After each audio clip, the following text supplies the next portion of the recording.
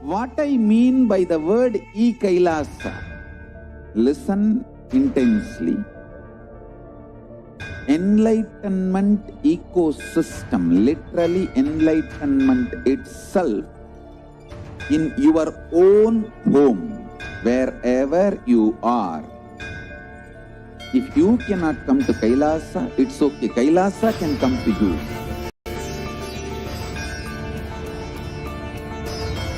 Kailasa coming to you is Kailasa.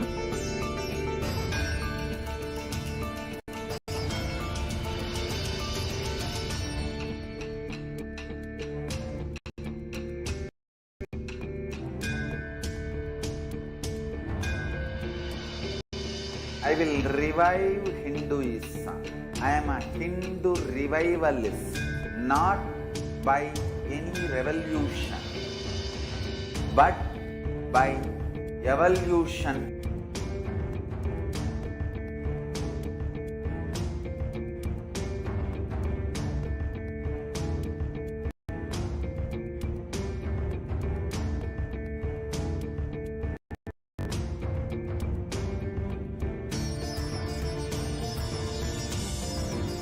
And setting model communities.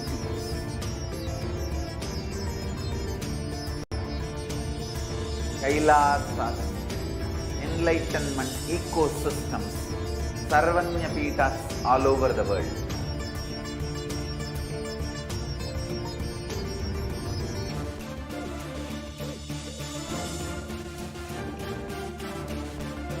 All powerful cognition, knowledge, only when you live, power manifestation and possibilities manifestation happens. It's a fundamental truth.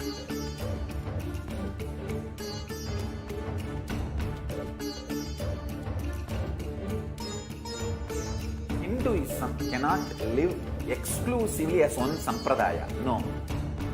All sampradayas of Hinduism is an ecosystem.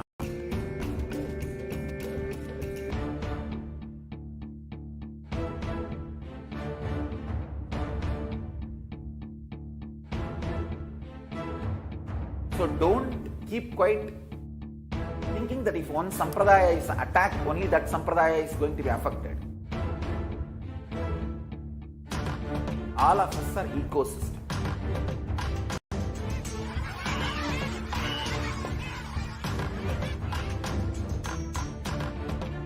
I invite all of you to get involved and enjoy Hinduism by the principle of Dharmo Rakshati Rakshitaha.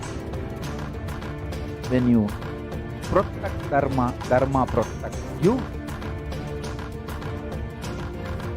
We will make the whole planet flourish spiritually, the spiritual prosperity. Will happen to the whole planet. We all have to coexist together.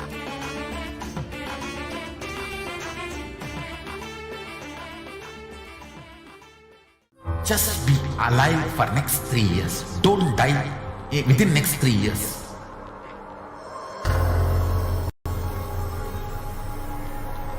Just don't die within next 3 years. Be alive. Somehow be alive. I'm working sincerely. I will reach you somehow. Somehow I will reach you.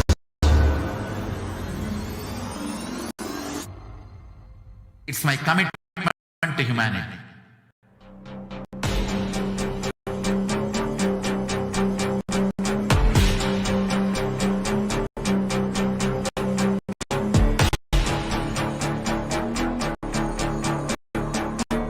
Just don't die within the next 3 years. I will reach you wherever you are, whichever corner of the world you may be. I will reach you with enlightenment. You manifesting the space, state, powers, being, Paramashivoham. It is possible, and it is possible for you.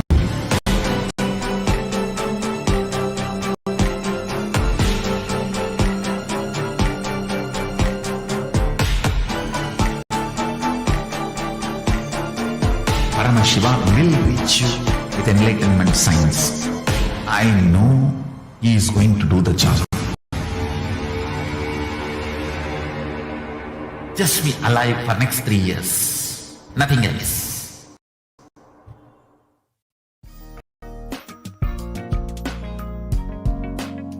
We get you health.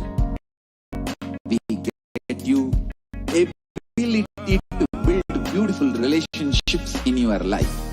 We get you direct spiritual support, and we make sure you become wealthy.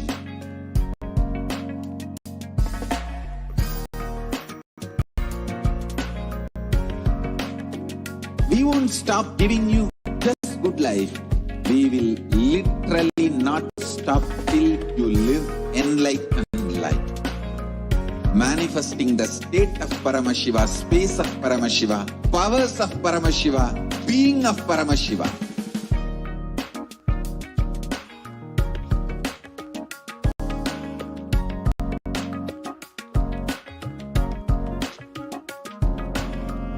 Whole world should become Kailasians.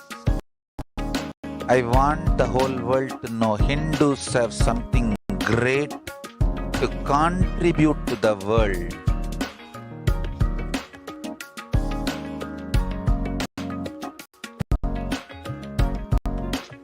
We have something great to contribute to the world. Let us do that.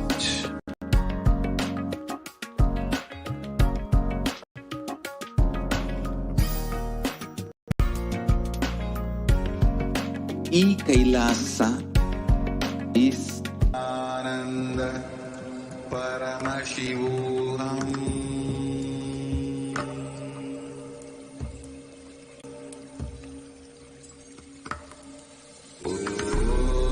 Nithyananda Paramashivoham.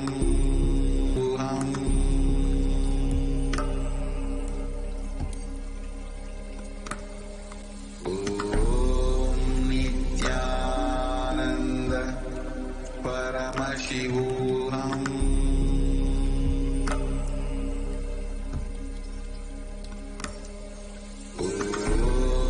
Nithyananda Paramashivoham.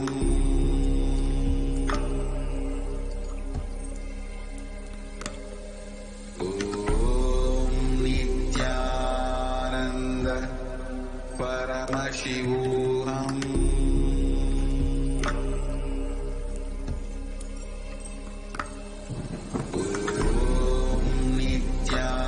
Nithyananda Paramashivoham.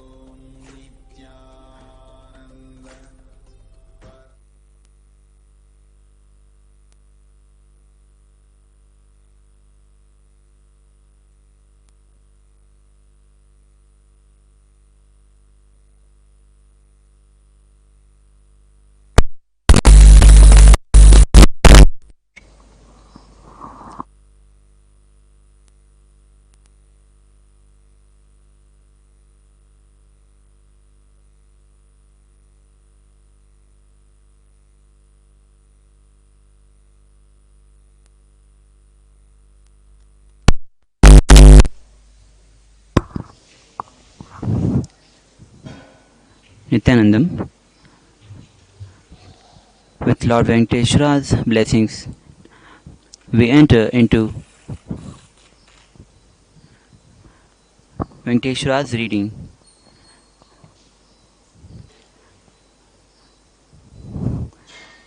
The first question is from Parameshwari Krishnan.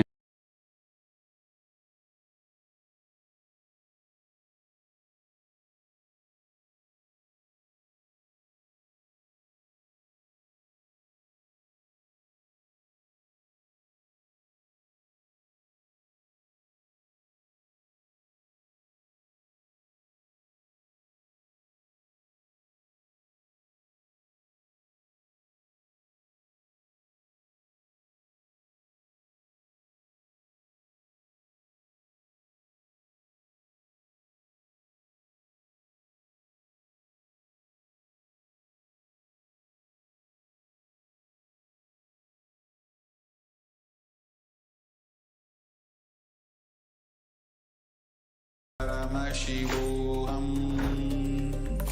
Om Nithyananda Paramashivoham. Om Nithyananda Paramashivoham. Om Nithyananda Paramashivoham. Om Nithyananda Paramashivoham. Om Nithyananda Paramashivoham. Om Nithyananda Paramashivoham. Nithyananda Paramashivoham. Om Nithyananda Paramashivoham. Om Nithyananda Paramashivoham. Om Nithyananda Paramashivoham. Om Nithyananda Paramashivoham. Om Nithyananda Paramashivoham. Om Nithyananda Paramashivoham. Om Nithyananda Paramashivoham. Om Nithyananda Paramashivoham. Om Nithyananda Paramashivoham. Om Nithyananda Paramashivoham. Om Nithyananda Paramashivoham. Om Nithyananda Paramashivoham. Om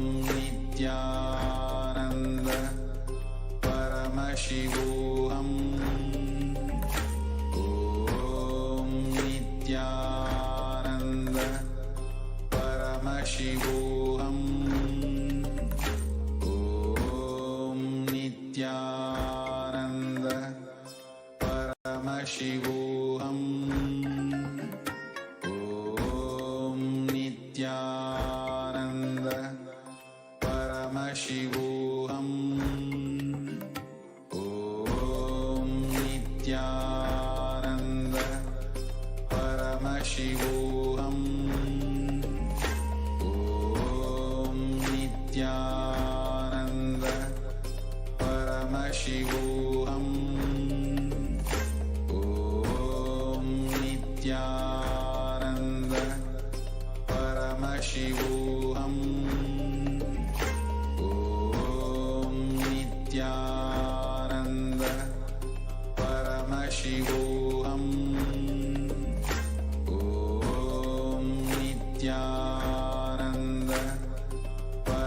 Paramashivoham.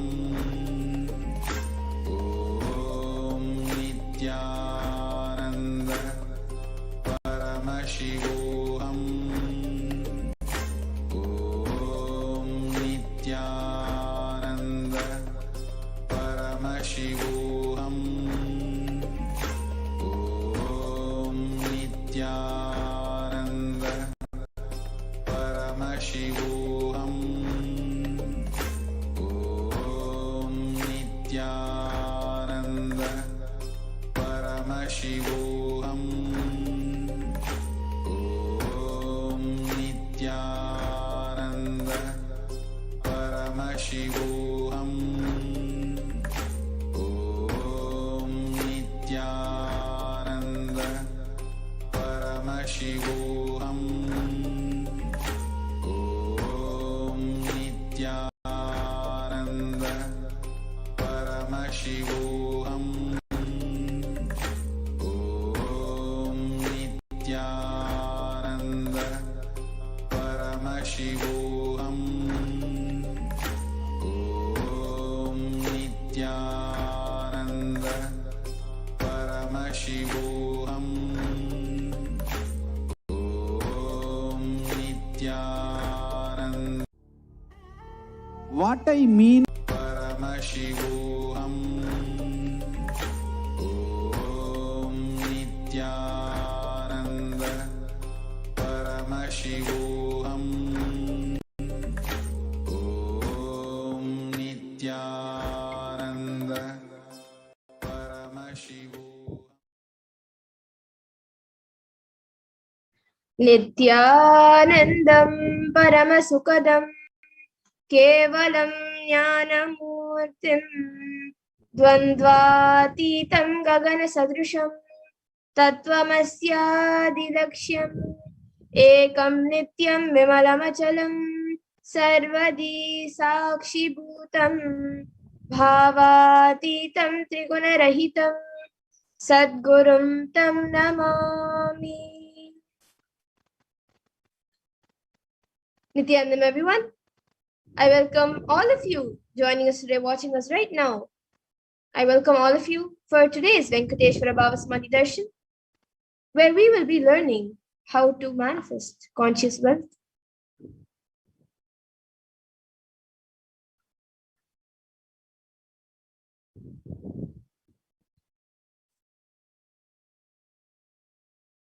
So the verse for this is from the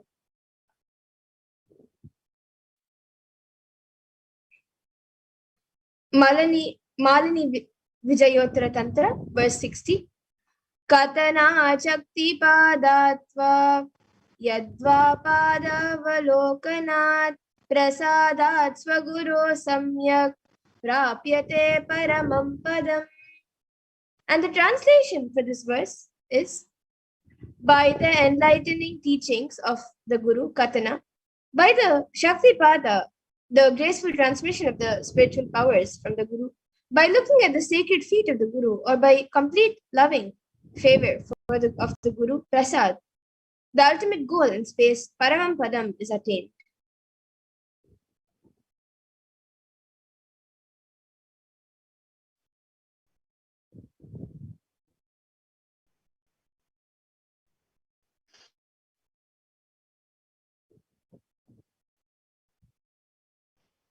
So, what will we be? We'll be learning about what is wealth and abundance, who is Bhagwan Venkateshwara, principles of Bhagwan Venkateshwara beyond poverty in wealth consciousness, powerful cognitions about wealth, Diksha and Darshan of Bhagwan Venkateshwara manifesting through the Supreme Pontiff of Hinduism, Jagadguru Mahasannidhanam Bhagwan Nithyananda Paramashivam.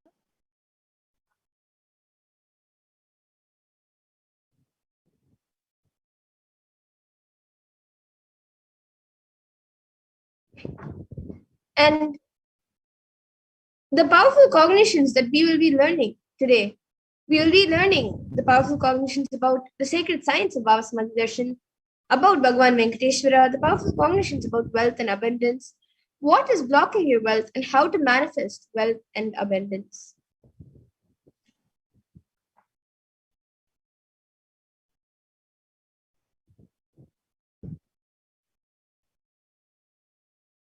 As in Agama, Kriyapada raises electromagnetic force of your existence and connects you with God. The Charyapada, the lifestyle of living enlightenment Jiva self, connecting with all dimensions of the world.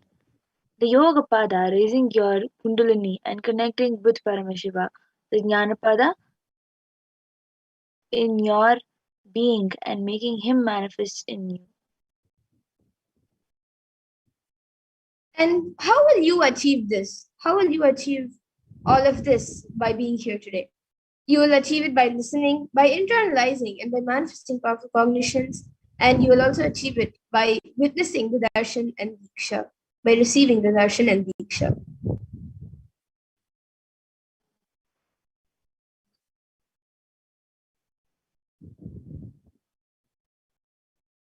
So now let's see what is the Bhavasamadhi Darshan.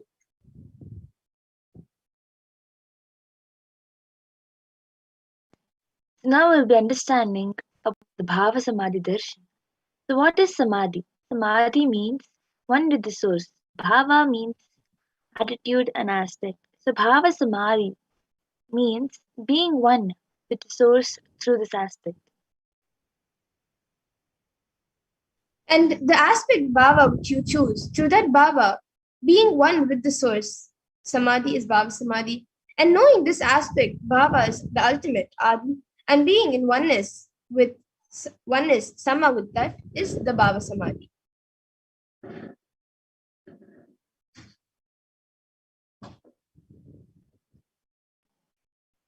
So the divine cosmic being manifests from Kailasa, the enlightened time-space zone, through deities and incarnations. Divine cosmic beings manifest through Archavatara deities in temples and through Bhavasamadhi Darshan, the Nijavataras, the incarnations. And the bhava samadhi awakens your kundalini shakti, which is the latent potential energy in all human beings. And this awakening of kundalini shakti results in extraordinary abilities expressing through us, like third eye awakening, ability to have the remote vision, ability to scan anyone's body, levitation, teleportation, materialization, and many more such powers and abilities.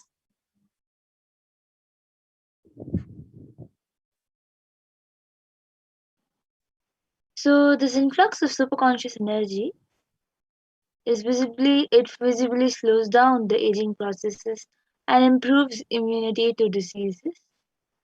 With increasing level of coherence, the whole brain comes alive, turning into a superconductor of conscious energies that heal, empower, and transform our lives.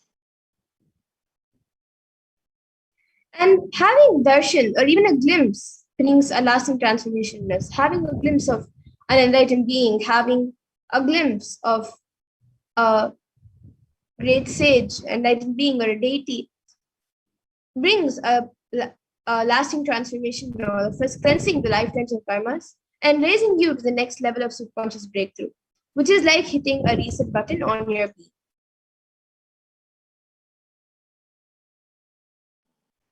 So during the Bhavasamadhi Darshan, our neurons mirror that of the avatars. The mirror neurons activate and process all the absorbed moments of information of the avatar just by seeing. That is, our entire body silently recreates what is happening distance far away, experiencing the superconscious energy radiated by the avatar. So now,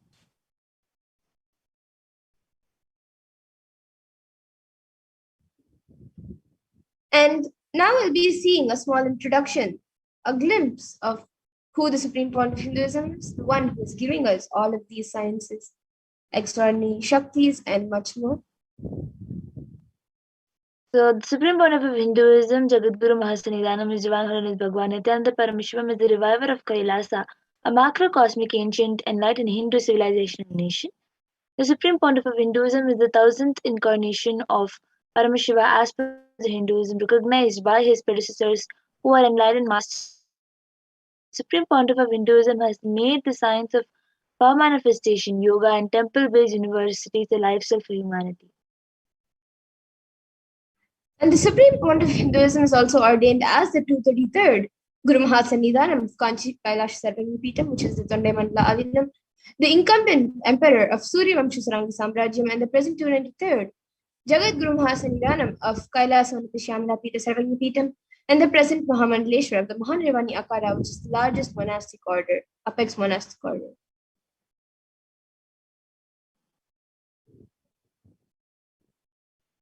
The Supreme Pontiff of Hinduism is the 1000th Acharya Mahamandaleshwar of the Attal Akhada and is the present 23rd Guru Mahasannidhanam of Dharma Mukti Swarga Paramadinam and is elected as the Supreme Pontiff of Hinduism by a congregation of over 1000 Hindu leaders. And the Supreme Pontiff of Hinduism is also revered as a teacher of Hinduism, most prolific, most viewed, read, and watched. Books and 10,000 articles in 3 different languages, which are English, Tamil, and Sanskrit. And these are translated into 50 languages with over 1,000 articles. And these copies of books and articles, over 20 million copies of books and articles, have been sold, read, and downloaded. And he has given over 10,000 hours of discourses for humanity, and he has enriched and enriched over 1 billion plus lives digitally, and is respected as a commentator of all sacred scriptures such as Upanishads, Bhagavad Gita, Shiva Sutras, Brahma Sutras, Yoga Sutras, Ashtavakra Gitas, Jain Sutras, and many more.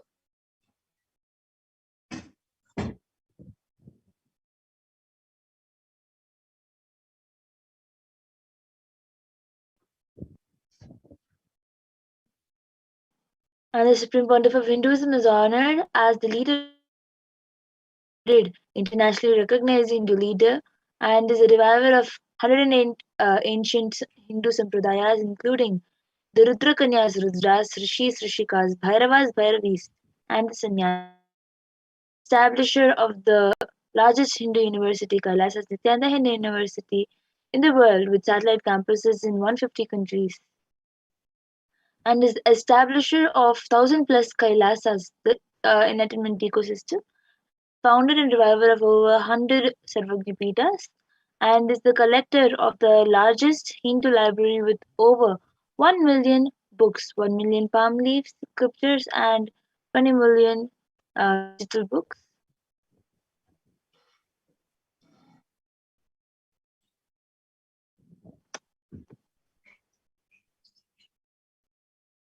And now we come to the conclusion of this first segment, and we will be moving on to the further segments where we will be seeing a live demonstration of the extraordinary Shaktis, the divine powers of Paramashiva.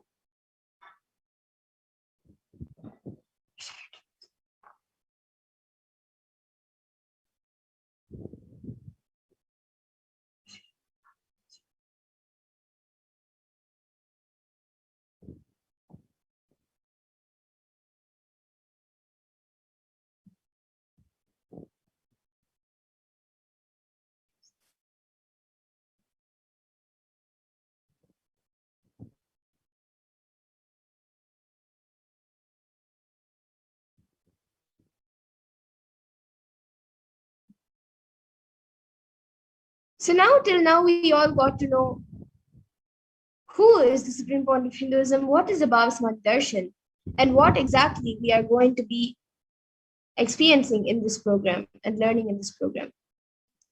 So now we'll be moving to the next segment, a very exciting segment where we will be seeing the manifestation of extraordinary Shaktis.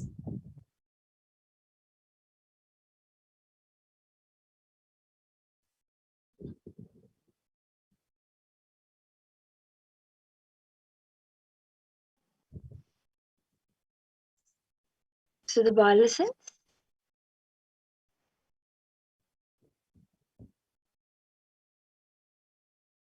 So today, the Balasans, the Nithyananda yogis, and the initiate disciples of the Supreme Pontiff of Hinduism will be demonstrating the powers of third eye and sharing with all of us the experiences and results of the extraordinary manifestation of the divine powers awakened in us through the Diksha, the initiation.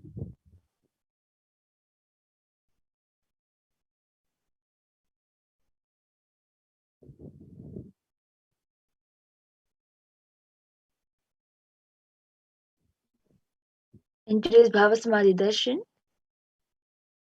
all of us will be receiving the initiation into third eye awakening and various other powers with the blessing and grace of the Supreme Pontiff of Hinduism. We will be manifesting the power of third eye, where we'll be able to see, where we'll be seeing with eyes blindfolded. Center located between the brows, which upon initiation one can effortlessly express powers and see through the third eye just as you would with the normal two eyes.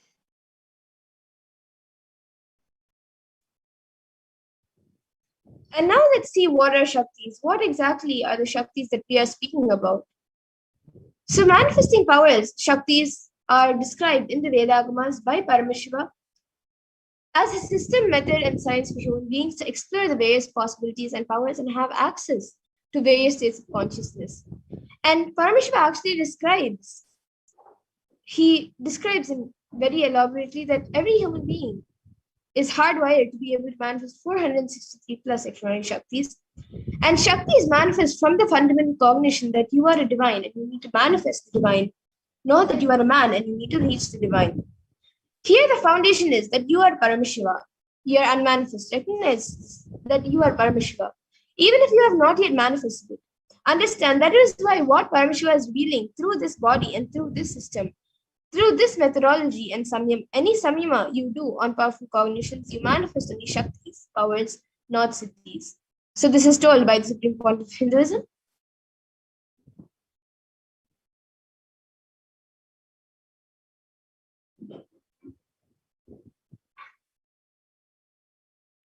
So now we'll be understanding a few differences between the Shaktis and Siddhis.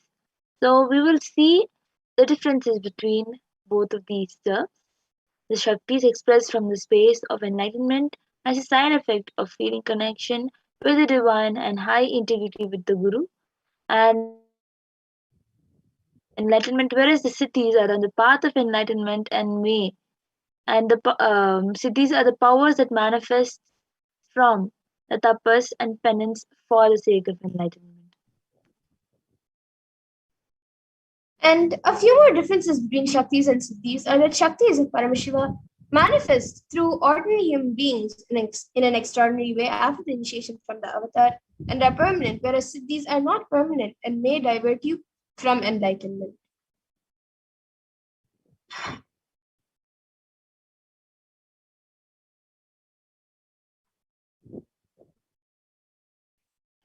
So the source of these Shaktis, Paramashiva, is the primordial divinity in Hinduism, the ultimate reality and cause, which is self-effulgent, Swayam Prakasha, all pervading, unchanging beyond time, space, form, and causality. Thus, the fundamental base of Avyakta, the unmanifest, and Vyakta, the manifest existence, Paramashiva performs the Panchakritya, or the five cosmic acts, which is Shrishti, creation, Sthiti, sovereign rulership and maintenance, Samhara, which is rejuvenation, Prabhava, which is pulling out of delusion, and Anugraha, which is liberating grace for all living entities. And now the avatar of Paramashiva, the Supreme Pontiff of Hinduism, Jagat Guru Mahasannidhanam, His Divine Holiness Bhagavan Nithyananda Paramashivam, as the 1008th living incarnation and representative of Paramashiva and the reviver of Kailasa, the ancient enlightened Hindu civilization and nation, and the great cosmic goddess in the nation. Ever since the beginning of the civilization, the Sanatana Hindu Dharma has been the cradle of enlightened beings and highly advanced science. It was where the science of enlightenment and powers was lived and taught as a lifestyle. And for the first time in the modern day, the Supreme Pontiff of Hinduism is reviving these yogic sciences and transmitting it to the world at a record-breaking pace which is never accomplished before.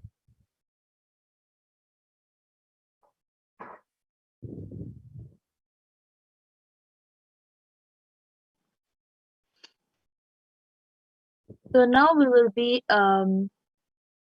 understanding the Guru Parampara.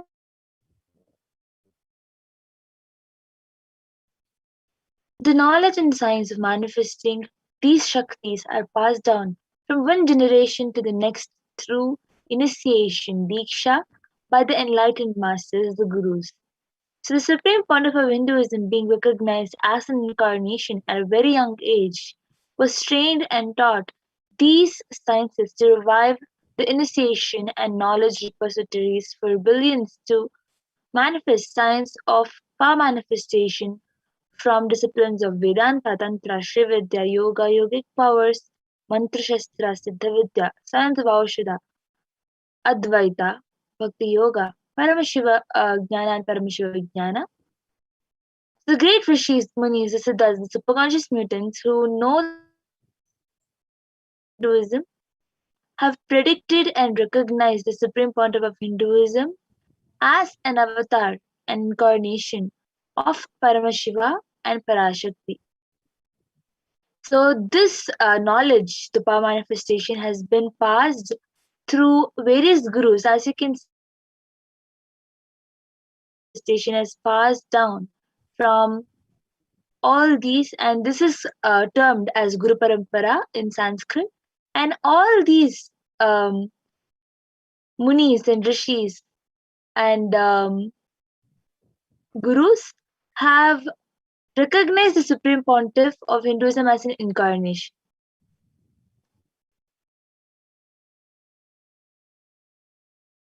And so, how now we'll be seeing how we can awaken these divine Shaktis in us.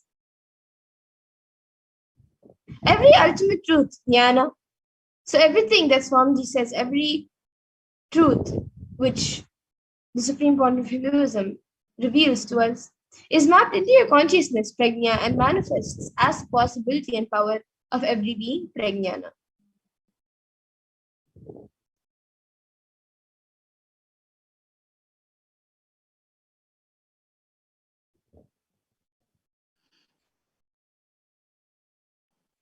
Now, these powers, these powers are scientifically authenticated through 4 aspects of evidences or the pramanas. In Sanskrit, the evidences are called the pramanas. So first is the Shastra Pramana, which means the eternal unchangeable truths revealed in the source scriptures. The Apta Pramana, which means experiences and results of Aptas, which is the authorities of Hinduism, the Vedic rishis, and the scientists who have time tested and verified these sciences. And the next is the Atma Pramana, which is an account of the Supreme Point of Hinduism, this millennium's avatars, personal experience of the power manifestation. And the next is the Pratyaksha Pramana, which is an empirical evidence from observation and scientific experimentation.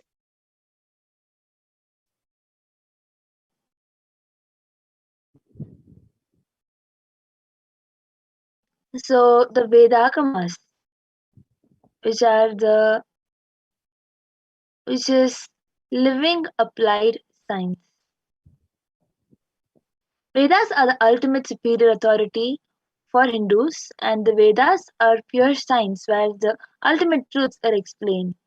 Whereas the Agamas are the scriptures where the applied technology, the applied science is expanded. The Vedas and Agamas, which is put together called the Vedagamas, are given the status of Shruti because they are directly revealed by Paramashiva. They are the ultimate eternal unchangeable truths. A reference cited from these Vedagamas are called the Shastra Pramana.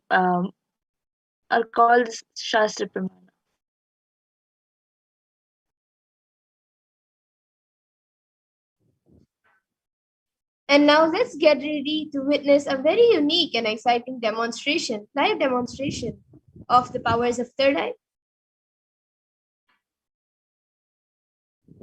So we'll be first entering into the power of third eye, which is seeing with eyes blindfolded. So we'll be going through all the pramanas, evidences, the scriptural. The first is the scriptural reference, the Shastra Pramana, for the power of third eye.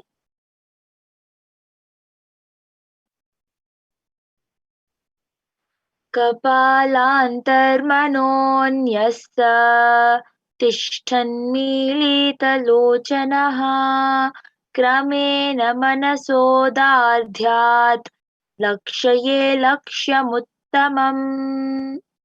So this is from the Vijnana Bhairava Tantra, Dharana 11, verse 34. By fixing the mind on the inner space within the crown center and sitting stably without any movement, having the eyes closed in succession, by that stability of the mind and inner space, through the power of the third eye, one directly sees the ultimate goal Lakshya on the sight that reveals any object or place attaining the space of oneness with the source Paramashiva.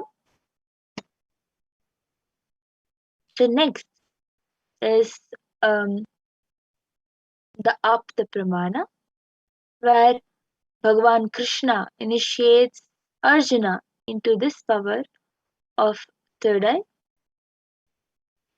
न तु मां शक्यसे द्रष्टु मनेनैव स्वचक्षुषा दिव्यं ददामि ते चक्षुः पश्य मे योगमैश्वरम्. Bhagavan Krishna says to Arjuna, but you cannot see my cosmic form with these physical eyes of yours. Therefore I grant you divine third eye vision. Behold my cosmic opulence. In the Hindu Purana Bhagavad Gita, Bhagavan Krishna initiates Arjuna into the power of third eye to behold Krishna's Vishwarupa Darshan, the vision of his cosmic form. Bhagavad Gita, which contains the description of Bhagavan Krishna's cosmic form, is completely narrated by Arjuna as he sees Bhagavan Krishna through it.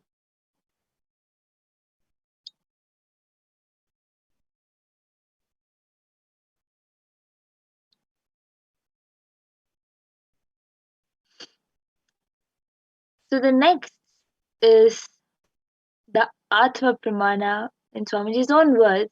Swamiji, the first experience that I was able to see everything around me, above me, the whole 360-degree 10 directions below me, everything, I realized not only I was able to see, I was able to feel, experience all of that as me.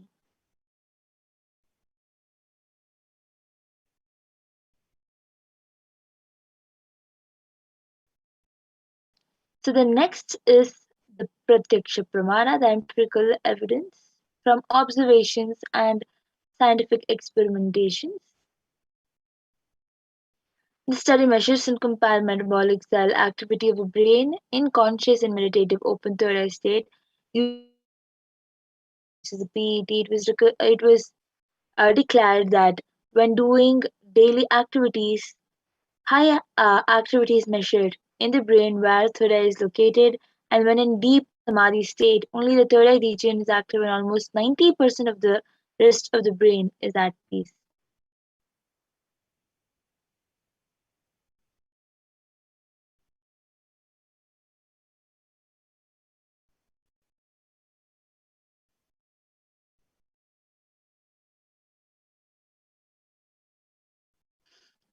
So the next is the Sakshi Pramana, the which is the experiences and results of the extraordinary manifestation happening through the initiation of the supreme point of Hinduism.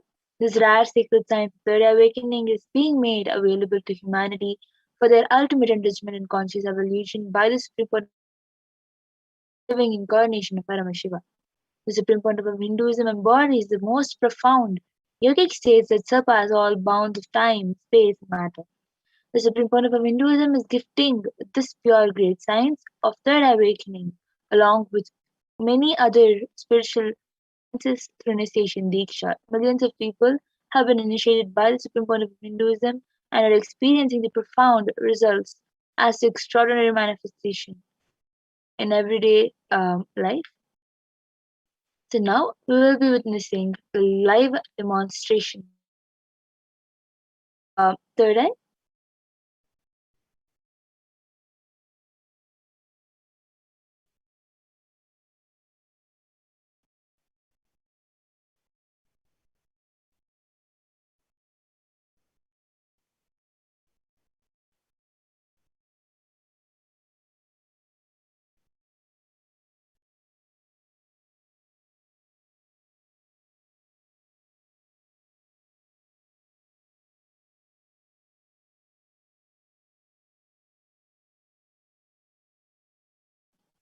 we'll be witnessing the live Sakshi Pramana, the live demonstration of Sakshi Pramana by the initiated disciples of the Supreme Pontiff of Hinduism, the Balis.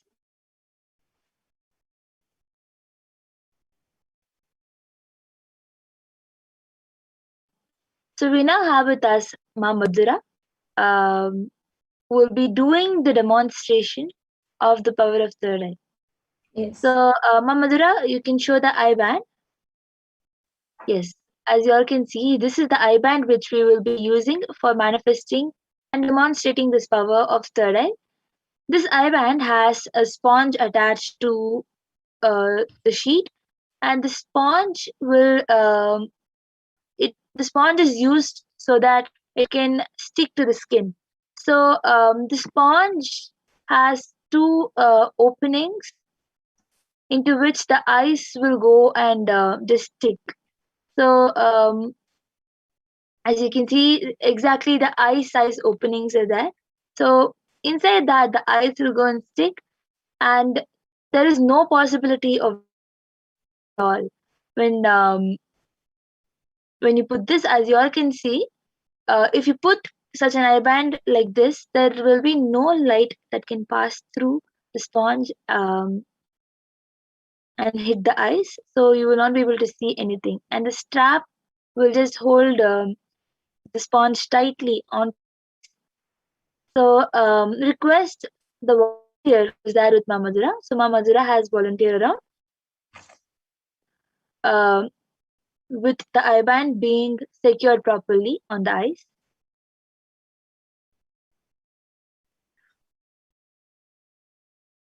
So as you all can see in front of you, the eye band is being put.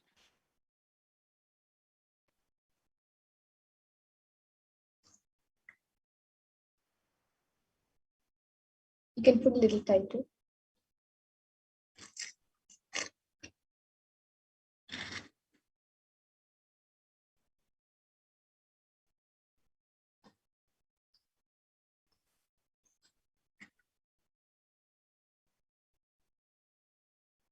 So everyone can get ready with whatever you want to type.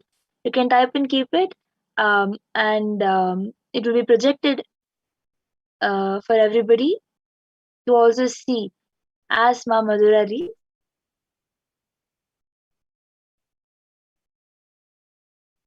Yes, so now anyone watching us on the Kailasa's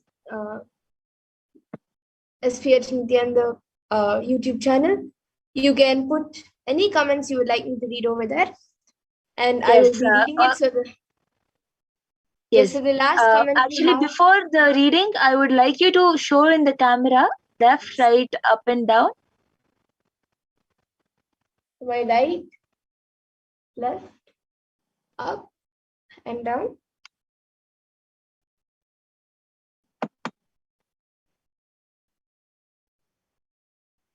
Yes, and now you can all see also the comments. So we have the last, we have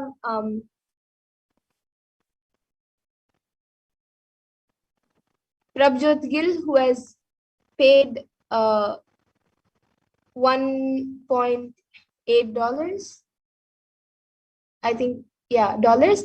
And we have, above that, we have Rahul Aswani, who has put Namaskar emoji and an Om emoji with a purple background. And then we just have a comment right now from Utpal Takaraya. He has put Loka Samasta Sukhino Bhavantu.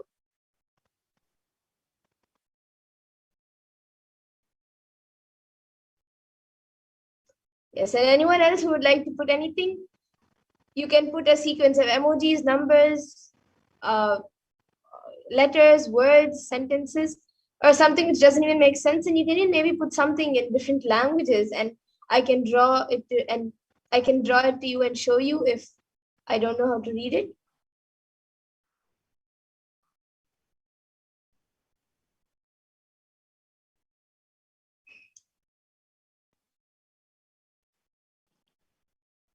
Anything, any random numbers together, scientific terms that you think Madhura will not know,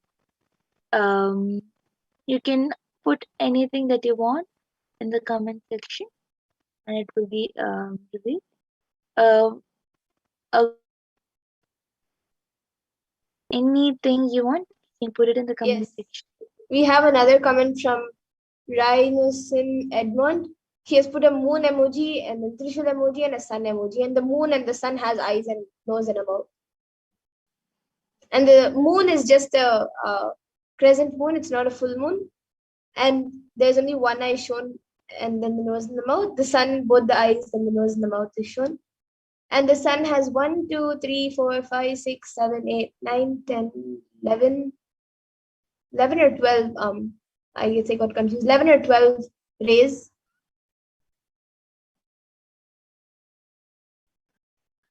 So as you all can see, that she's also counting the rays from the sun. So Yes, it has 11 rays. Yes, and now we have another comment from Rahul Aswani who has put Om Namo Venkateshaye, and with a namaskar emoji and a deepa emoji and a flower emoji.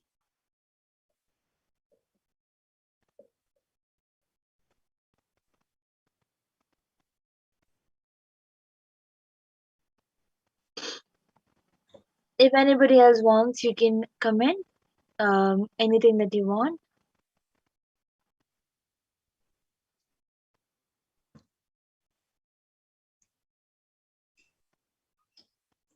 Yes, and till then, I also have this book with me today. You It can is see there's a book from Swamiji. Common Answers to Common Questions. Yes. So the uncommon answers to common questions. Yes, and I'll be opening a random page in front of all of you and reading the page. So I'm opening a random page. So this doesn't have a page number. I guess it's the first page. So it says, the question is, it just says Q and a dot. But the question on this page is, what are the benefits of meditation in today's society? Then after that, the answer given by Swamiji, it says, in any time and age, what are the things that every human being needs in life? Strength and well-being of the body and mind, and the mind and the spirit. The strength of the body, sharir bhal, sharir bal, keeps us free of physical diseases and helps the body maintain itself in such a way that we can carry on our day-to-day activities without any problems. So that is the first para, the question in the first para on this page. You all can see it is meditation and Sharir Bal. The beautiful meditation.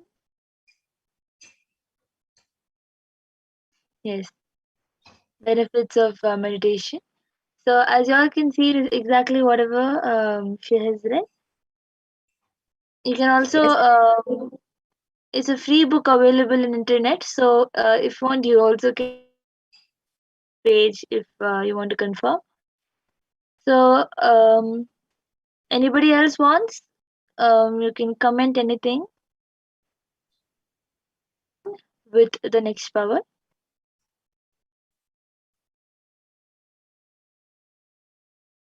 Anyone viewing us right now on the YouTube channel, you can put your comments. And even if you're watching somewhere else, you can put your comments on the YouTube channel. And then and I will be reading it.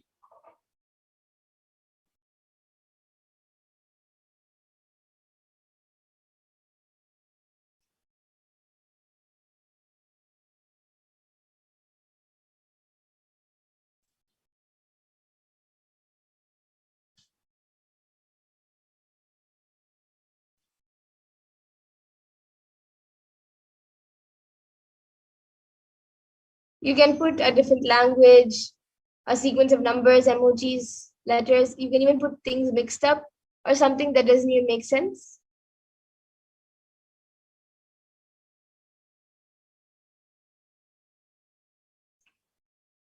Okay, now I have the Kailasa SPF Nithyananda YouTube channel being projected in front of me with some videos. It says NithyanandaSatsang, constantly delete the past, constantly upgrade yourself, on the 29th July 2021. And then we have live NithyanandaSatsang at 7:30 a.m. IST, which was streamed 1 day ago. And that is 8 hours, 57 minutes and 56 seconds. And the previous video, which is being projected, is 1 hour, 33 minutes.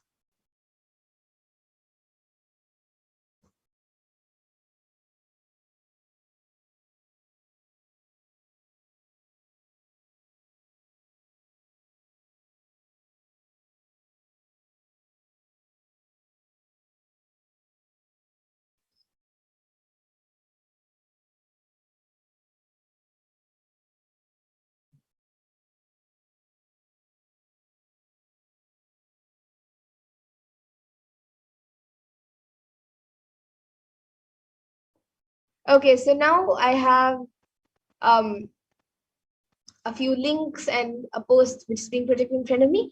It says hashtag Nithyananda, hashtag Kailasa, hashtag United Nations.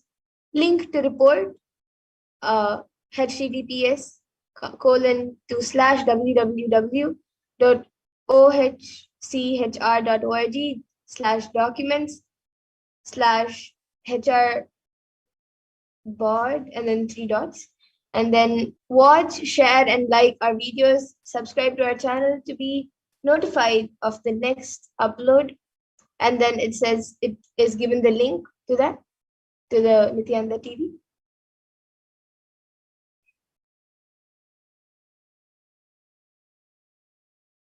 Okay, so now with this, we'll be getting into the next power of body scanning.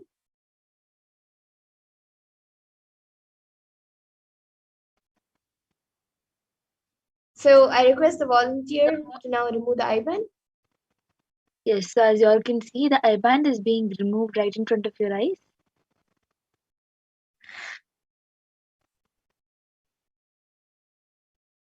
And it is the exact same I-band.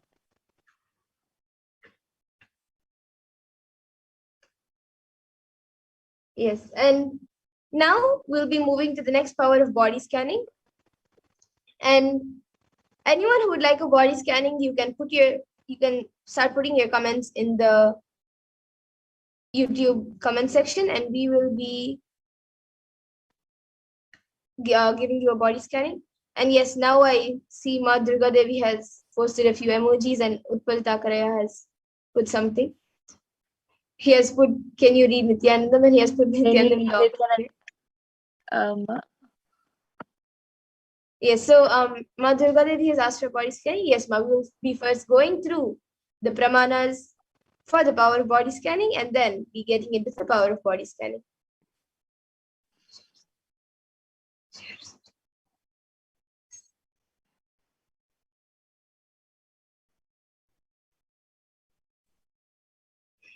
As we go through the pramanas, if anybody else also wants, you can put it in the comment section requesting for your body scanning.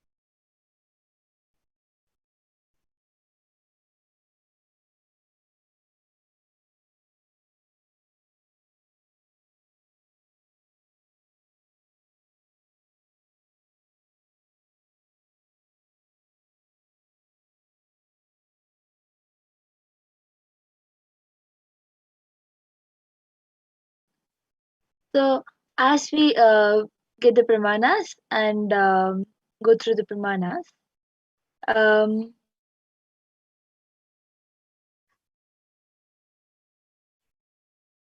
Ma Madhura, I think you can share of manifesting the power of body scanning. Yes. And actually, we can get into the pramanas. And as we do the body scanning, we can share our experience also.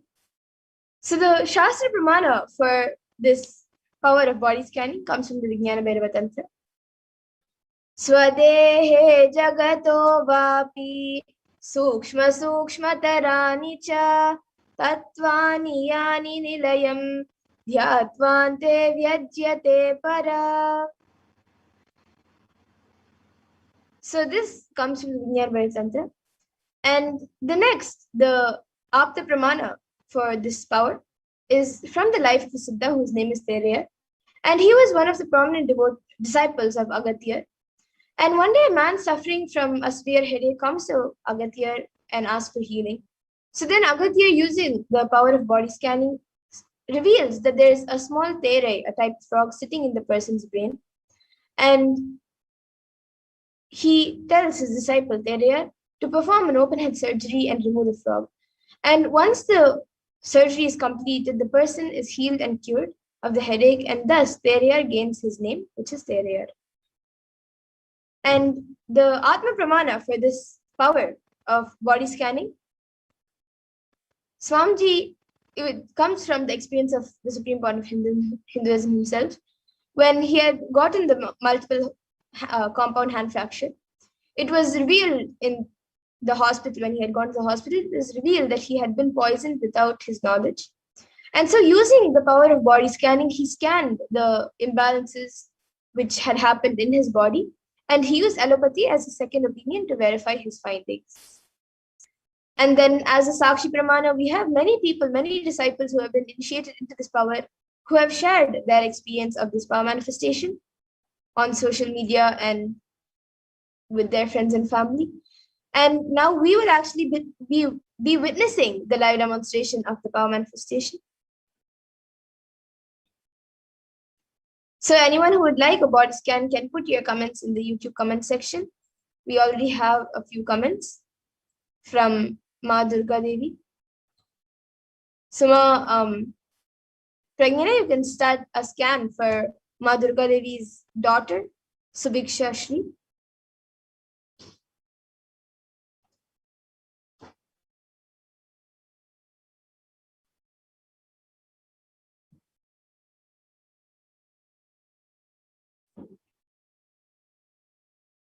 Yes, and Ma Durga Devi, I would before Ma Pragnana, I would request you to put in the comments if we have her consent for doing the body scanning.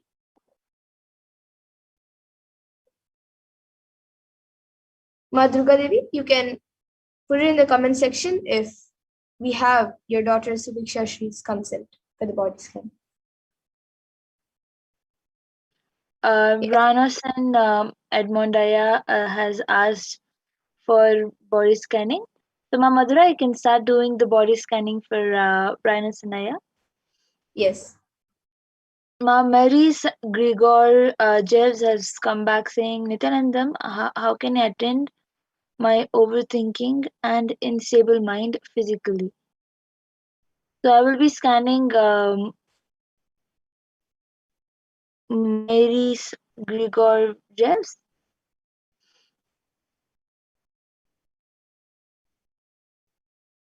Om Nithyananda Paramashivoham. Om Nithyananda.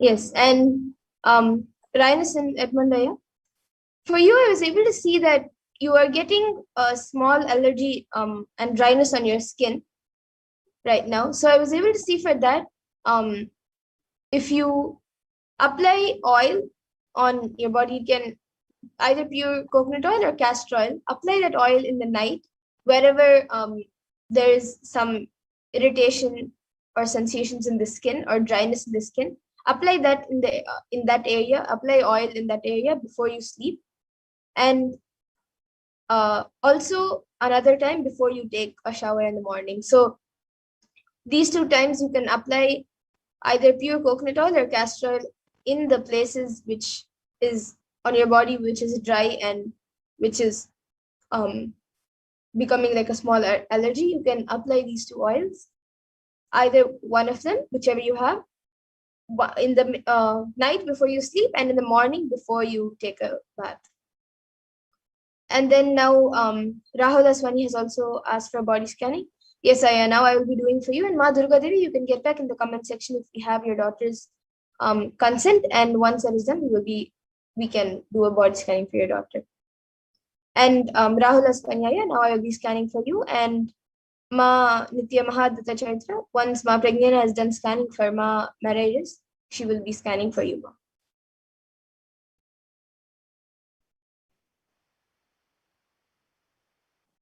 Myra's Gregorius Ma, I was able to see that the overthinking about your an unstable mind about your health,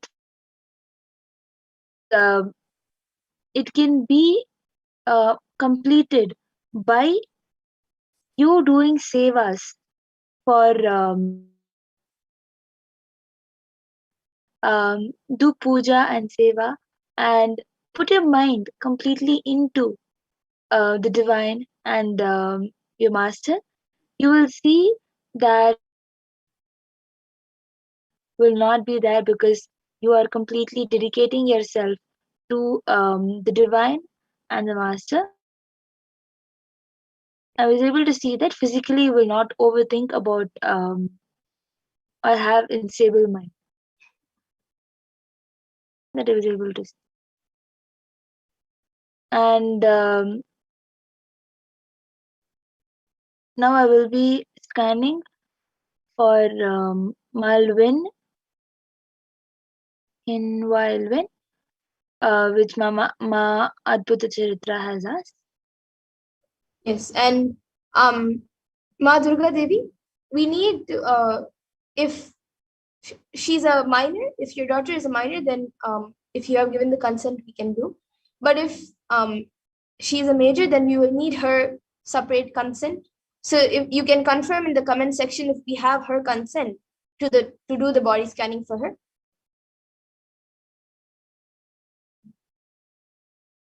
And Rahul Aswani, for you, I was able to see that there is ulcer which is being formed in the stomach.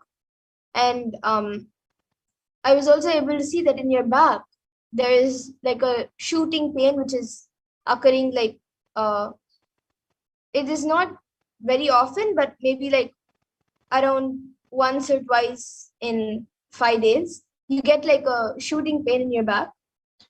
From your lower back, it comes like a shooting pain.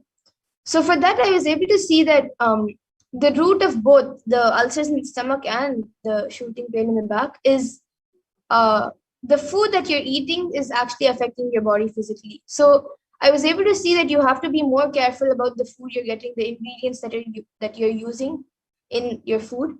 You need to make sure that everything is organic and everything is proper. And that is what will help in healing your body. And Prabjot Gilaya, for you, I was able to see that for you, I have already scanned and I was able to see that for you, you should, for being able to achieve wealth for what you are looking for, you should first make your cognition more stronger about what type of wealth you want and have a deeper understanding of it. And you can offer whichever seva you would like. You can offer that to Lord Venkateshwara, and with gratitude for Venkateshwara, ask him to shower you with wealth. That was what I was able to see for you, Aya. And yes, Ma Durga Devi, now I will be scanning your daughter. And And I will be scanning you also. back saying, yes, ma, this is exactly correct diagnosis, and is also same as scanning from almost a week back. So on multiple.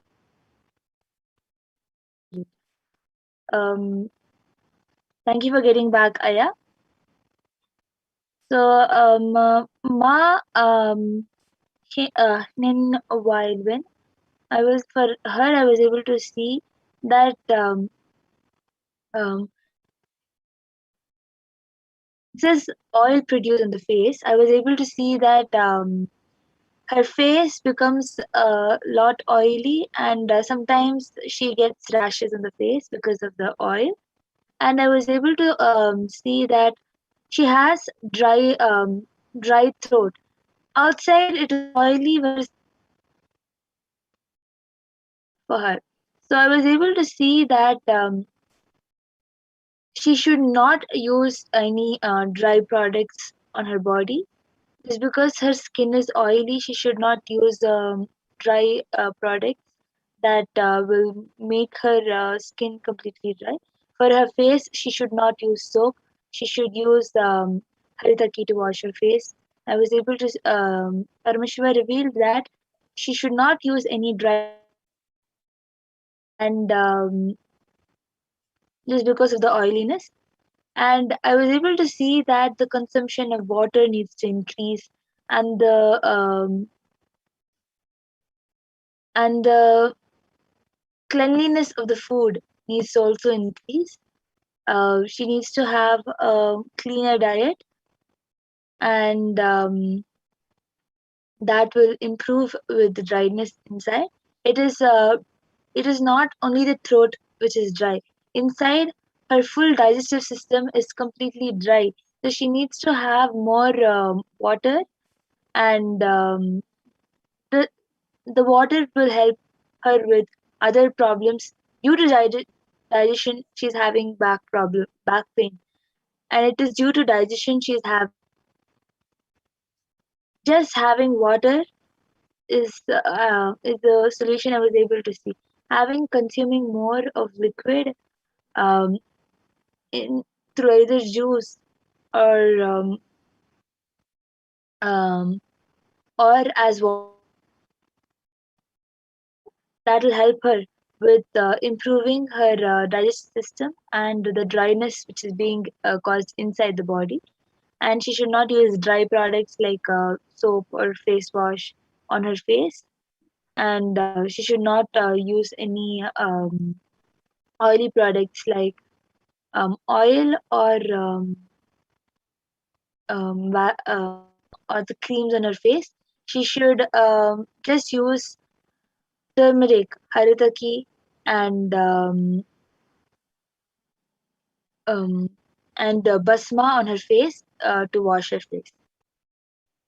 This is what Paramashiva has.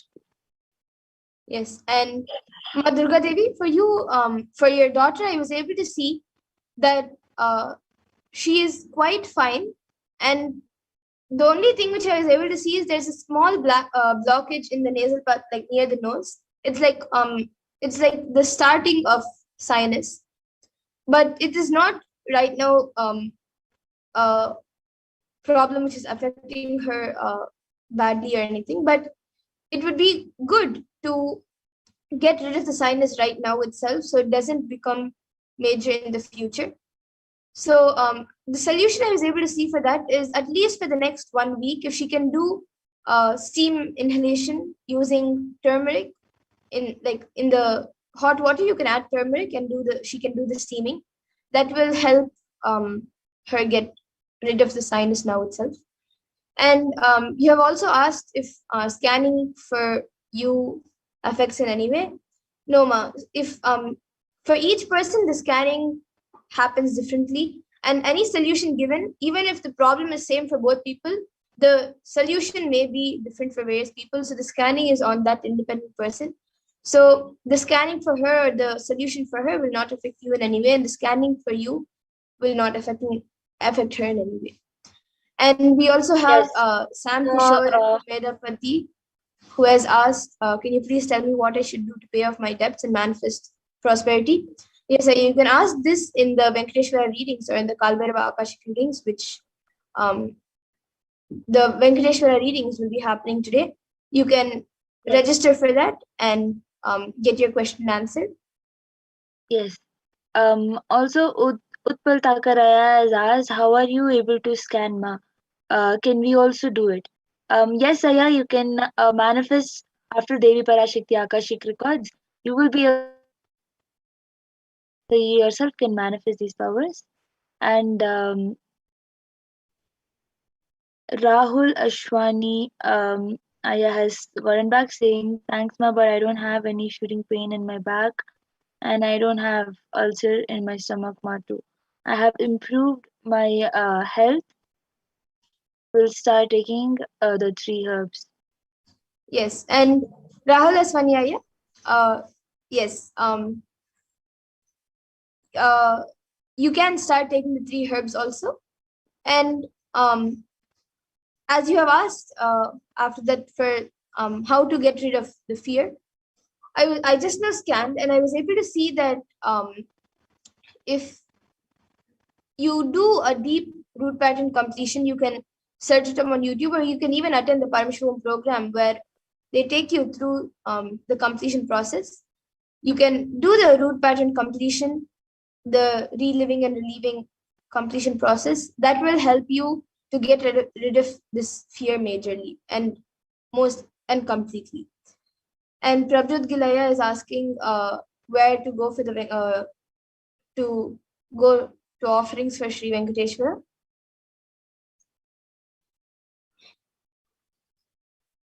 You can we will have another segment coming up where they will be sharing with you. We will be sharing with you where you can go to get the offerings, to make an offering to Sri Venkateshwara, as there are many different offerings that you can offer, so you can choose, and we will be taking you through those offerings and how you can register for them. So you can stay tuned for those segments where we will be telling what offerings you can make. And now with this, in the interest of actually, one more thing. Rahul Ashwaniaya, you have told that you do not have any shooting pain in your back or you do not have any ulcers in your stomach. But I would recommend you to please be aware, because it is possible that in the future you might have both of these problems coming. So please take care and use the herbs to not produce these problems in the future. Yes. And now with this, in the interest of time, we will be concluding this power manifestation segment. I see Sam Kishore has asked for a body scanning. Yes, every day 2 a.m. and 4 p.m. IST, we will be having these segments again, where we get ready for the Parashakti Akashic news, and on Saturdays and Sunday for the Venkateshwara Bhavasamadhi Akashic Venkateshwara Bhavasamadhi Darshans. So you can again come and join us and request for the body scanning, and we'll be more than happy to do one for you. But now, in the interest of time, we'll be moving on to the further segments. I thank all of you for joining us today for this power manifestation segment, and please stay tuned for the further segments where we will be learning about who is Bhagavan Venkateshwara.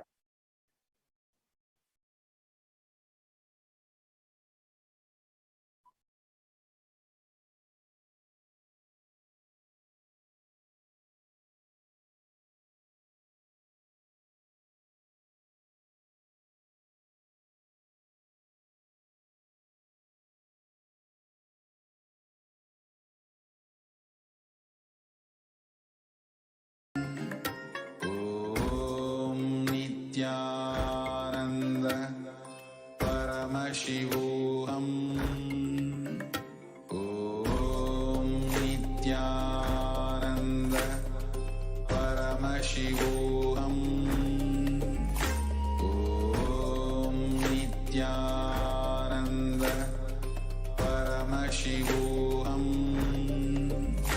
Om Nithyananda Paramashivoham. Om Nithyananda Paramashivoham.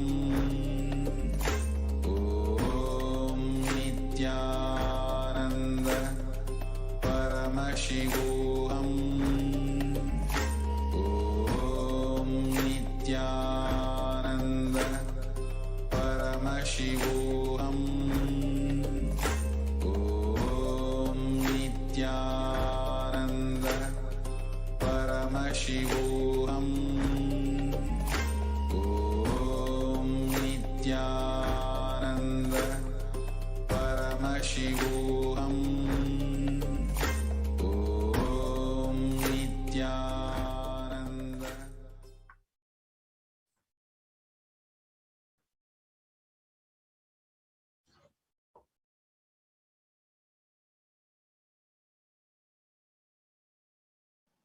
So now we will be today versus Kailasa today.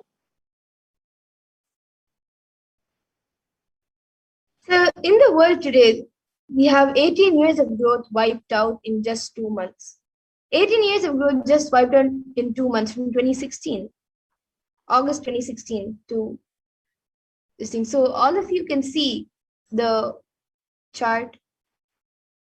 In the ONS figures imply that the level of total economic activities in April 2020 was back down to where it was in 2002, implying that an astonishing 18 years of growth seemed to disappear just this year. And you can see Kailasa, the spiritual solution, 2000 years of economic history in one chart, all major powers compared by GDP from the year 180. So Hindus have actually contributed to 40% of the world's GDP.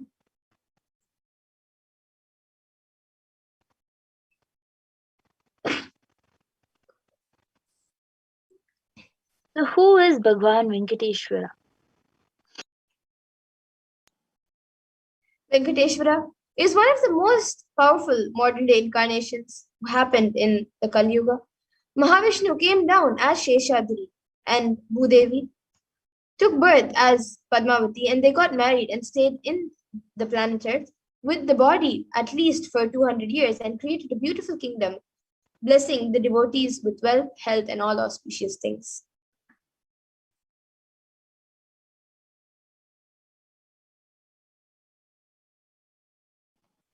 He decided to stand in Tirumala, making himself available to all devotees. Venkateshwara just became a deity.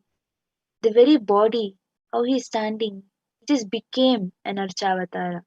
Our Archavatara means incarnation in the form of the deity to receive all the worship and devotion of the devotees. So Srinivasa became Archavatara, standing in Tirumala and gracing the whole world, the whole universe, showering wealth, health, and all the spiritual benefits. Venkateshwara has the Shri, which is Devi Mahalakshmi, the goddess of wealth and prosperity, within his chest.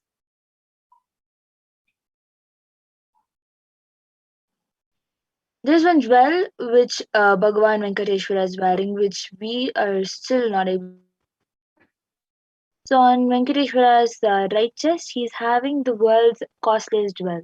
He wears it on the Vaikuntha Ekadasi day on the Srivatsa. On the Srivatsa, the jewelry is called the Vaidurya diamond. If at least 1,000 years old, older than the diamond. So that jewel is supposed to have come out of the churning of the Milky Ocean, and there is only one piece available in the entire planet Earth, the one which Bhagwan Venkateshwara is wearing. And now let's see the power of the energy field of Tirupati. So Ramanuja, who was a great enlightened master, was staying for many days in Tirupati, Tirumala, with his disciples. One day Ramanuja was getting ready for the pilgrimage back, and he packs his bags with some food and walks all the way. Full day along with his disciples. Evening they reached the downhill and they opened their food for eating. They found a lot of ants in the food. The disciples have started cleaning all the ants. Ramanuja just stopped and said, "No, don't do it. Don't do." He just packed the whole food safely, not leaving one ant. Walked all the way back up the hill without having any food, especially in the night. All the disciples were wondering what had happened.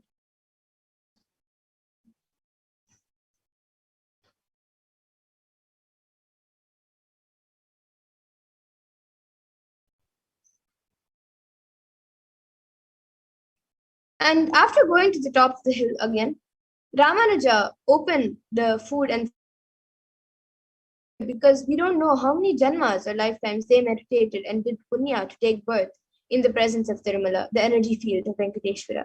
We have no right to take them out of this energy field and lead them somewhere else. Even when masters become deities, siddhas comes to live around in their presence. So when deity becomes masters, naturally all the siddhas, all the higher level beings come to live around them. And the Shastra Pramana for this comes from the Narayana Sutram, verse 1. Sahasrashirsham Devam Vishwakam Vishwashambhuvam Vishwam Narayanam Devam Aksharam Paramam Padam. And this verse means this universe is the eternal being, Narayana, the imperishable, the supreme, the goal, multi-headed and multi-eyed, omnipresent and omniscient, the resplendent, the source of delight for the whole universe.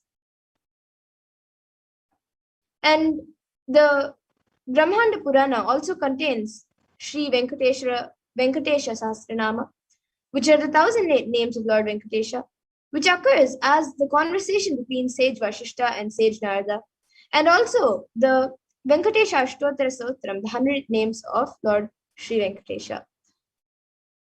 And there is a verse from the Brahmanda Purana saying, Krite tu narasimho bhutretayam raghunandana dvapare vasudevascha kalo venkatanayaka. The translation of this verse says, in the Krita Yuga, Lord Narasimha, in Treta Yuga, Lord Sri Rama, in Dwapara Yuga, Lord Sri Krishna, and in Kali Yuga, Lord Sri Venkateshwara are called as the Pratyaksha Daivams, the living deities. And Swamiji shares the Atma Pramana for Lord Venkateshwara. Swamiji shares, Venkateshwara is his muscle memory. So he shares, I have a very strong connection with Venkateshwara. My mother came to know that she was carrying me when she was on a pilgrimage to Venkateshwara temple in Tirupati. She did the Anga Pradakshina, the circumambulating the temple by rolling on the floor around it. And after that, she vomited. Usually people vomit after the Anga Pradakshina. Then they gave her the prasada, the consecrated food of laddu, the fried Indian sweet. And after that also, she started vomiting. Then the elders saw the pulse and confirmed that she was carrying. The first sweet I got is from Venkateshwara. I have a strong connection with Venkateshwara. So this is shared by the Supreme Point of Hinduism himself.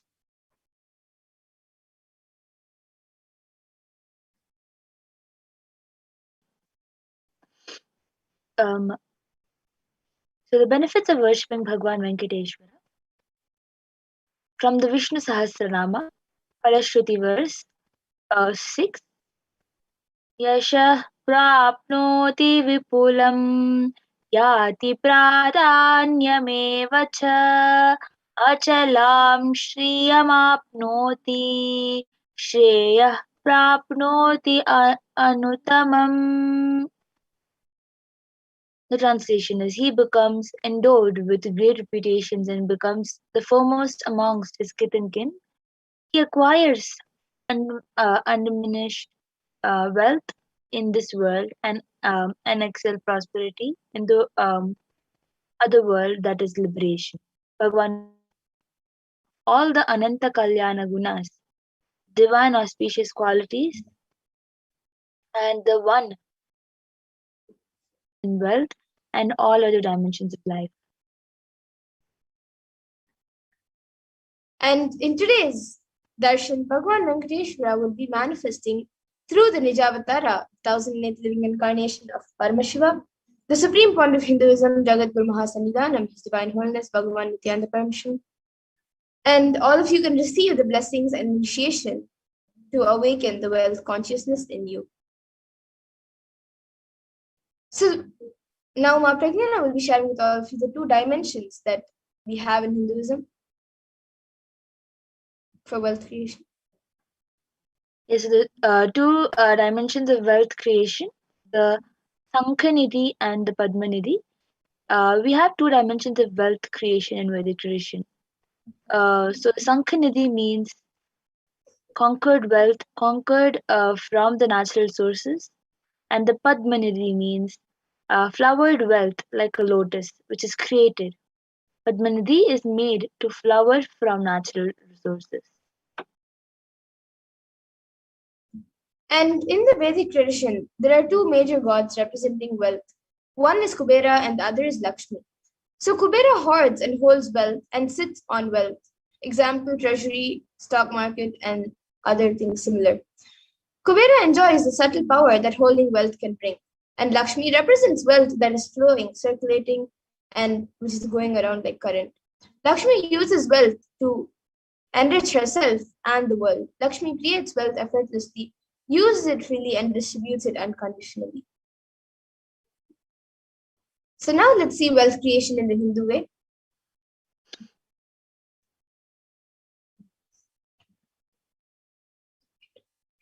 So we will be back after a really short break to see how wealth creation happens in the Hindu way. We have Ma Purnapriya with us.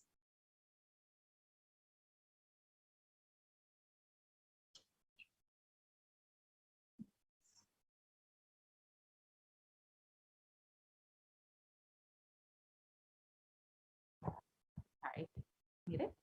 So yes, let us enter into this next segment where we will learn about wealth creation and the Hindu way of creating wealth. We can move to the next slide.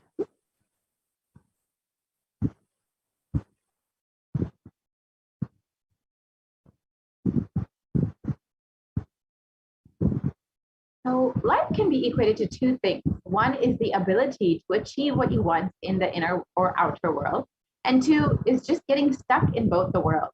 These are the only two equations.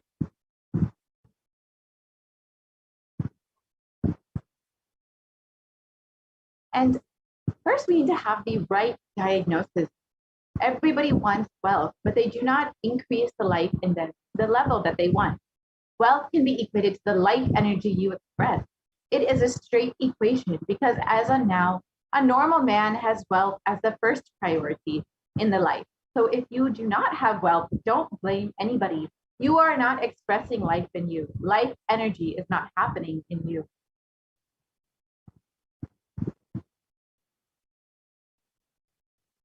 What is the goal of creating wealth? Creating wealth is the intrinsic part of life. Krishna says very beautifully in the Gita, the universe by its very nature works, works, works.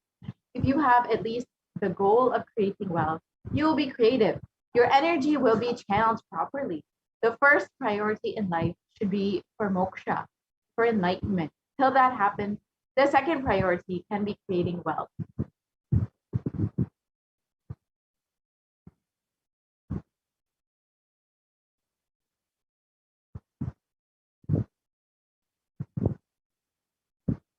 So why should we create wealth?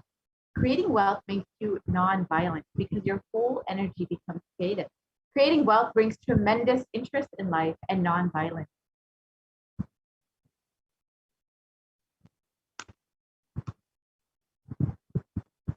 What is wealth? Wealth is not just an object or a thing to be achieved. Wealth is an extension of you. Anything that adds to you is wealth. The quality of health you enjoy, the state of your relationship, the fulfillment you experience in your career, your mental state, your sense of inner fulfillment. All these are measures of wealth, of success with which you have created wealth in your life.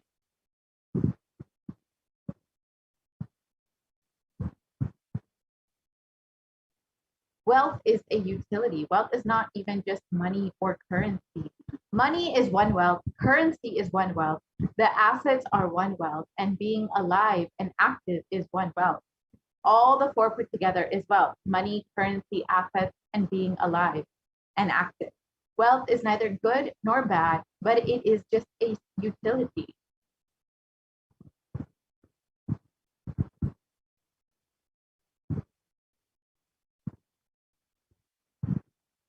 What is wealth consciousness? Wealth consciousness means making a clear decision to break out of the myths and mental patterns that impoverish us and to draw us again and again into the poverty cycle.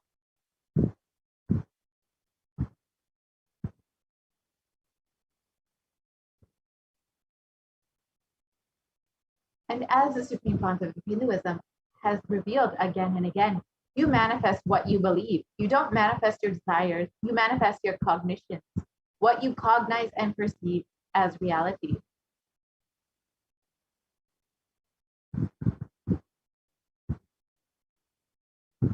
So let's understand the gap between our beliefs and our desires.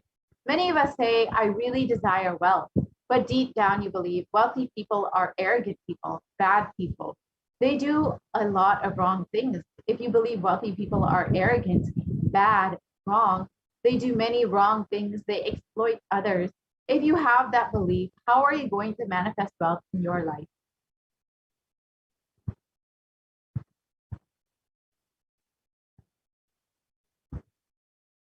Your perception is the material out of which your reality is made.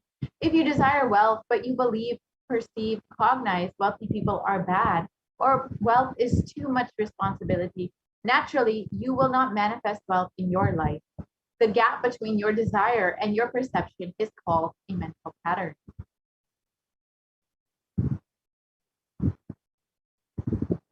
So let us now look at all the beliefs you carry about wealth.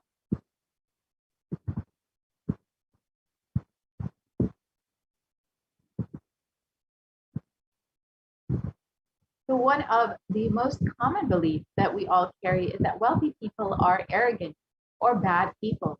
You carry deep resistance of wealth, leading you to not accumulate wealth. And even to, if you accumulate, you feel guilty of having wealth.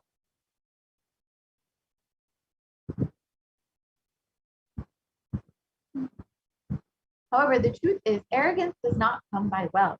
Arrogant people will be arrogant whether they have wealth or not. Arrogant means behaving as if you are more important than or no more than other people. But we wrongly associate wealth to arrogance, create a pattern, and start hating wealth as well, the same way that we hate arrogance.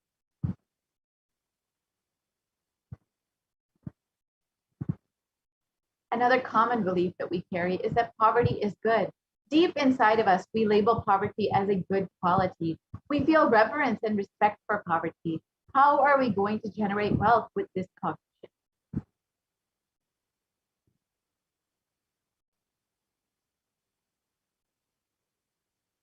And another common belief is that handling wealth is more responsibility.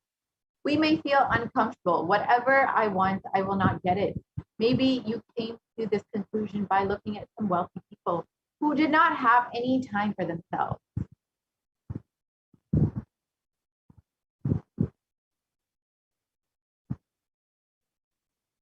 And some more inadequate beliefs that we carry on wealth is that making money is a sin. And creating as much wealth as you can, celebrating it, sharing it, and is wealth consciousness is high creativity with high responsibility. Wealthy people work smart, not hard. And again, this is untrue. Don't be too lazy to bend your body, your mind to realize your dreams. Read the stories of any famous millionaire today. You will see that wealth does not come from a genie in a bottle.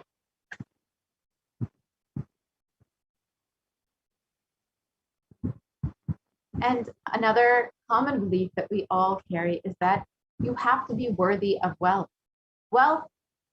However, wealth serves those who are wealthy in their very consciousness. You don't have to be worthy in any way.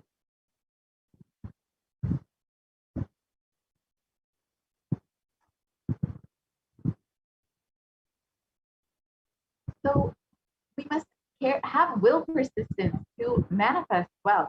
Anything you cognize, you create a certain energy field about your cognition. You attract situations, people, everything around you to make that cognition into reality. All you need is will persistence. Your decision, you are not going to give up your intention, is will persistence.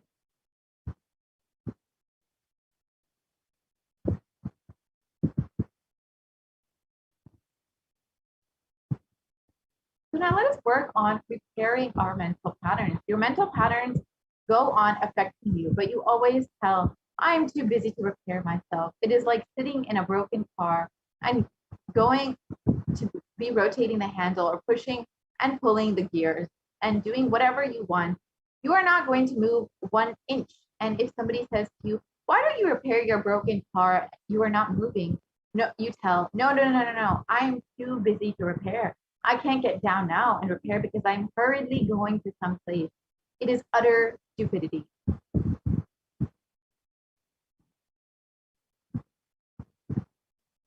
First thing we need to understand is that it is possible to repair our mental patterns. You may be desiring to have wealth, but you may not be believing, perceiving, and cognizing it as your possibility. The first and foremost important step we need to do is create an energy field of attracting wealth.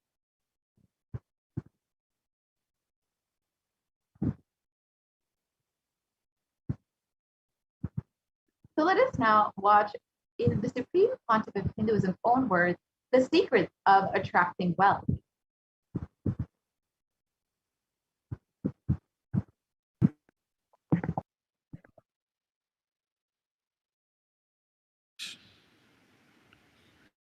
The first step we need to do,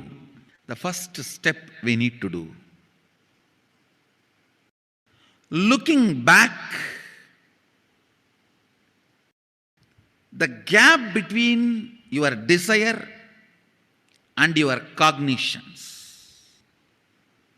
How you started perceiving wealth, money. How you started perceiving. I can tell you a small story. First time, how I was introduced to money and started interacting with money. I still remember my 3rd birthday. My father has given me a Ganesha who actually ate food. If you have read my biography, you would have read the incident. If you are interested, you can go to YouTube where I have narrated the whole story. I was given that Ganesha as a gift and I was so curious and busy with playing with the deity. And then in Indian village we have a habit, all the family elders will give coins on the birthday as a gift to the kids. So I was sitting and playing with my Ganesha and all the family elders came. I am supposed to bow down to them. It's a tradition. So I touch their feet and they will give money. A lot of money got collected. Must be some 70, 80 rupees. In those days it's a big money. And for a kid it's a too big money. And it was too much of coins and notes, so my father helped me to pack the whole thing in a hand key. So I looked at him and asked, what should I do with this? He said, you can buy whatever you want. I said, I don't need anything. I only wanted this Ganesha. You already gave it to me. I don't need anything. He said, then you can give it to anybody you want. So I just called all my cousins, brothers, everyone was playing. I grew up in a large joint family. 27 of us grew up together. So it's almost like a one school, small school. So all of them were playing. I called in my loud voice, hey, anybody wants to come and take this money? I don't want it. So 4 or 5 kids were running and my elder brother ran fast and took the whole thing, whole hand key. My father told me to tell my elder brother to share everyone, to share with all. I said, I have decided I don't want. And I said, whoever wants, take it. So he took it. How can I interfere in this after that? It's up to him.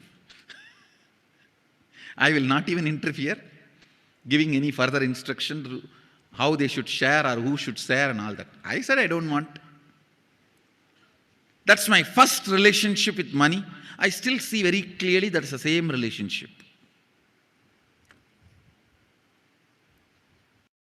Still, I don't touch money. I don't handle. Never felt the need. Anyhow, I am not saying this should be your pattern or this should be your... I am just giving you an example of how I started relating with. So now dig out how you started relating with money. That was actually my completion with money. I touched first time money only to give dana. Still I am doing the same thing.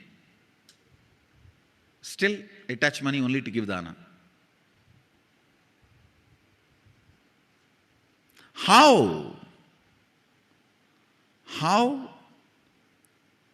you cognized money, wealth, what all your perceptions and beliefs and cognitions about money.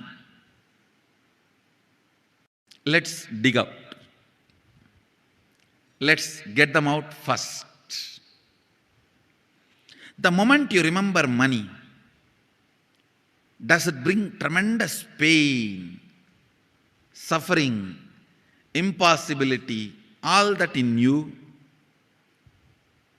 What is the emotion or energy it invokes in you?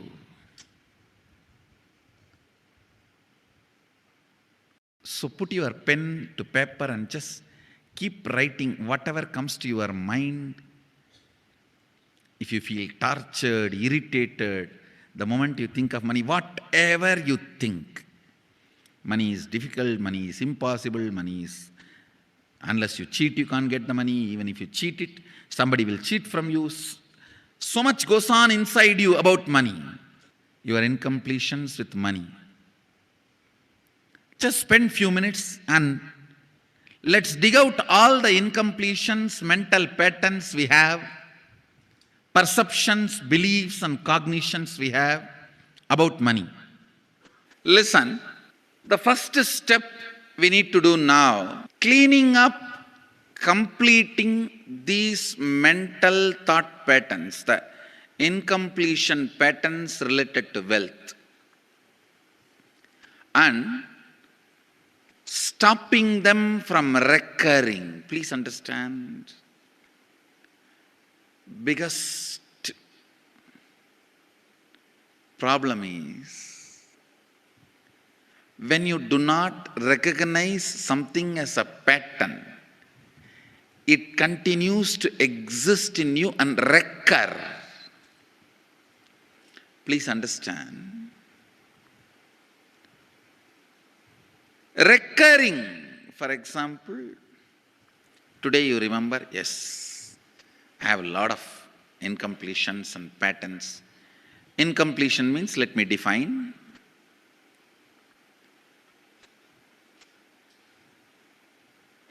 Your past sitting in your present, not letting you live your future is incompletion.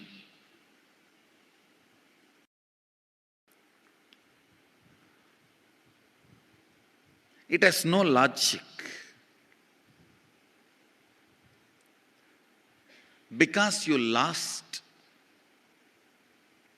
love of somebody, you decide never to love again. It has no logic.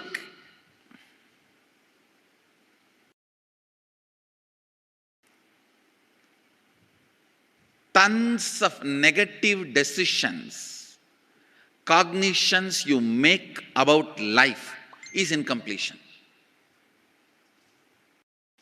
I'll give you one small example.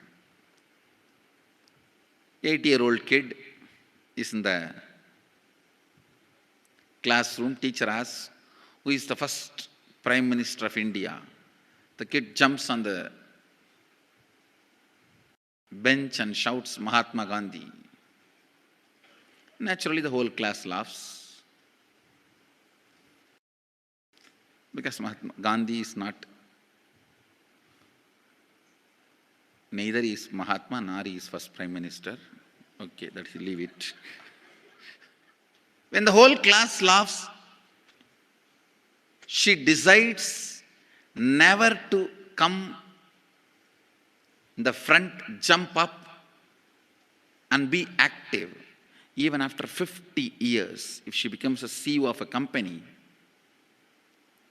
in the team meeting, she will be telling her ideas to somebody else and somebody else will be presenting.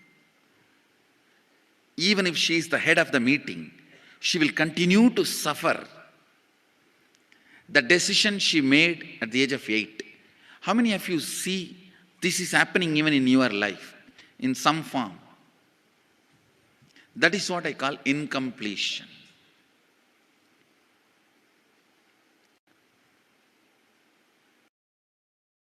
Understand, There is a very powerful science by Sadashiva in Agama. Sadashiva is the first Guru, Adi Guru. He explains in Agama, of course, the moment I utter this word, many will have many questions. What? Sadashiva? He was supposed to be God. Was he Guru? He was supposed to be energy. Was he teaching? Let me be very clear. He is the pure consciousness beyond time and space, but he also assumed form within the time and space. The formless came in form many times and taught the great spiritual truths to the world. We should not even use the word was. Is the right word.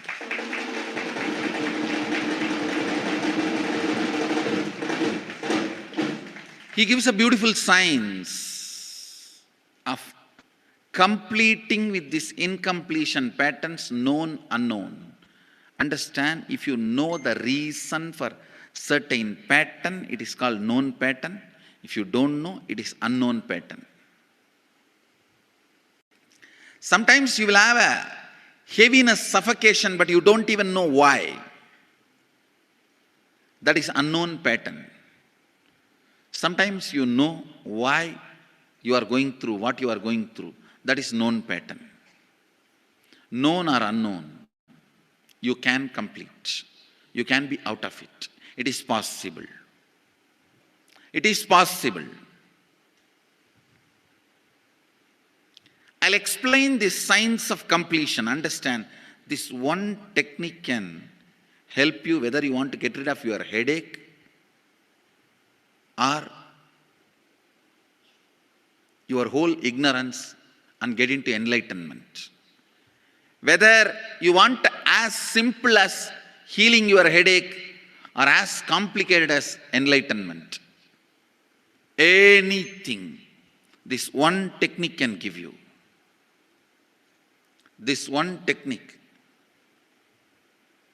it is a complete end-to-end, alpha to omega.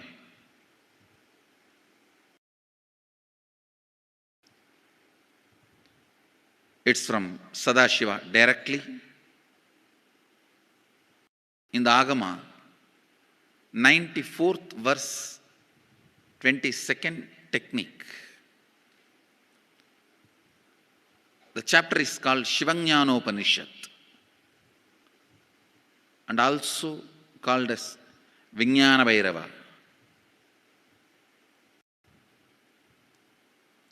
Chittat yanta kritir nasti mamantar bhavayet iti vigalpanam abhavena vigalpair uchito bhavet. You don't have to remember. I am uttering every time so that I will remember. That's all. No, it is just to keep the purity of the teaching. I want all of you to know, whatever I am sharing with you is my personal enlightenment experience, which is in tune with the earlier master's experience. My Apta Pramana, my Atma Pramana in tune with the Apta Pramana, means the earlier masters. The Shastra Pramana. Only that can become your Sakshi Pramana. Never learn from a person who does not have Atma Pramana, enlightenment. He will be only Pandit, repeating. Same way, never learn from a person who claims, yes, enlightenment, but does not keep his experience in tune with the Shastra Pramana and shares with you. It's always dangerous. Maybe it must have been good for him, but we don't know whether it is good for all of you. The Atma Pramana should always be acid washed with Apta Pramana, Shastra Pramana. Only that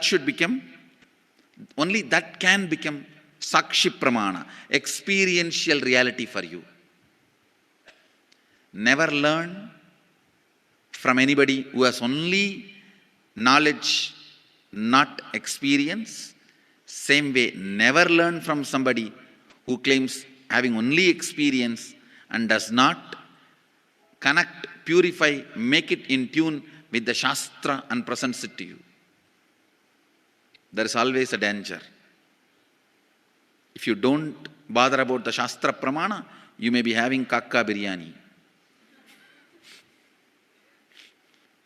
Be careful. Listen. To keep the purity of the teachings, I keep the original Sanskrit verses. I'll give you the translation now. Consciously feel within the mind stuff of past memories of incompletion with its activities as mind, intellect and ego not existing in me. By contemplating this way in your inner space, disidentify from the past impressions and memories of completion. Put your active attention at the space of past happening. Relive these imagined impressions and memories of incompletion. Then the mind stop having fully ceased from its present characteristics of forming thought patterns and cognitions is complete. Thus you become complete and achieve the original space of complete completion. Listen. Now I will explain. I have read out the translation. I will explain what to do. Now you wrote many of the patterns, incompletions, thought currents you are having about money, ideas, cognitions you developed about money from the young age. Do only one thing. Just go back to that same age when the incidents happened in you, the cognition started building in you, the beliefs started building in you, the idea started building in you, the perception started building in you. Relive the same situation. I am not asking you just remember. Remembering means, for example, something happened at the age of 7 which is still hurting you about money. You asked 1 rupee from your uncle and he did not give, but he gave it to his son. It's still sitting and hurting. If now you are 47, this happened 7. You being 47-year-old person and remembering what happened at the age of 7 is remembering. Forget you are 47. Forget who you are now. You may be having millions. Just become that 7-year-old who asked and did not receive. For you that 1 rupee must have been almost life. I have seen people, they develop even wheezing when they were not given as simple as a chocolate or an ice cream by their friend or family or brother. I've seen. Because for a child, it may be life. Just go back, forget who you are now. Become that person. When that incident happened, relive. Just see what has happened at that time. You will see many of the unknown, suppressed emotions will break. And I tell you, many diseases will be healed. I have seen people walking out of tumors, cancers, asthma, wheezing, just by completion. Because many of your diseases have their roots in some of the incompletions of the past. When you relive, many pain parts in you breaks. Pain bodies collapse. The pain patterns melt down which completes many other issues which you don't even remember. I have seen when people do completion, to complete the wealth-related incompletions, suddenly they get into health, because the same incompletions which created wealth issues only were creating health issues. When they melt down, people become free even from both. Listen carefully. I'll repeat once more. Now you would have written so many patterns, incompletions, thought currents, ideas, cognitions. Take few minutes. Go back to each incident, each pain, each hurting. Relive. Relive. Relive. Don't justify what happened. Don't try to console yourself. No consolation will work. No justification will work. Neither help others nor try to help yourself. Just relive. I've seen when somebody has tears, others try to console. No, relax. You are not more compassionate than me. Let me do that job. You don't interfere in my job. Let you just go through. Even you don't try to console yourself. That is not going to work. If something has to break inside, let it break. It's okay. When you relive, the powerlessness, incompletion, loses power over you. I'll guide you step by step. And I commit with you, I'll lead you all to completion. And I know how to awaken, trigger the incompletions in you and break them. Help you to relive and relieve. I am supporting all of you. Have courage. Let's clean up.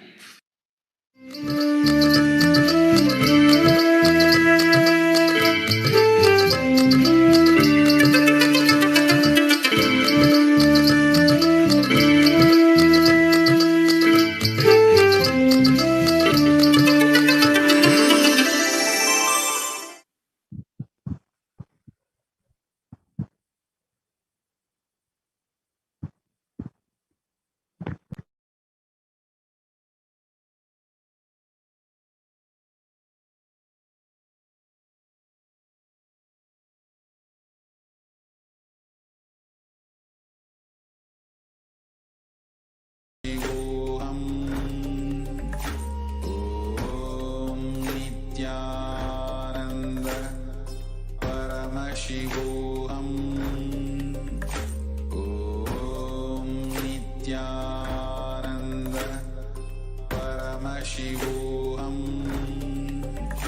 Om Nithyananda Paramashivoham. Om Nithyananda Paramashivoham. Nithyananda Paramashivoham. Om Nithyananda Paramashivoham. Om Nithyananda Paramashivoham. Om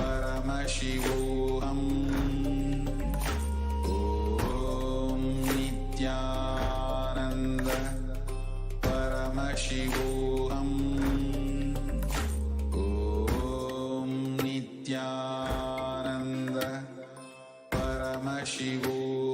Paramashivoham. Om Nithyananda Paramashivoham. Om Nithyananda Paramashivoham.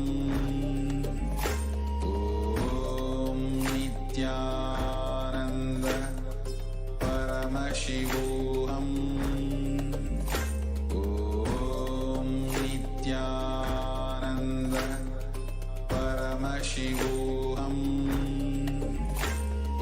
Om Nithyananda Paramashivoham. Om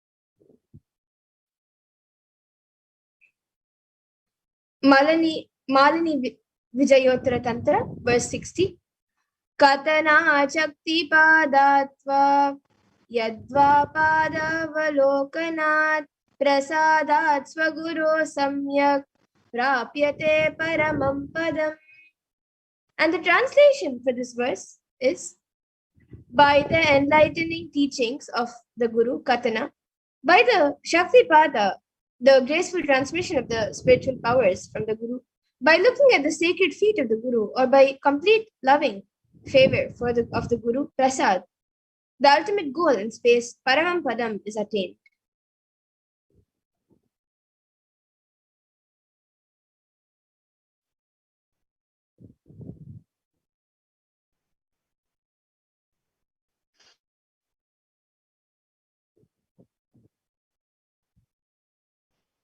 So, what will we be?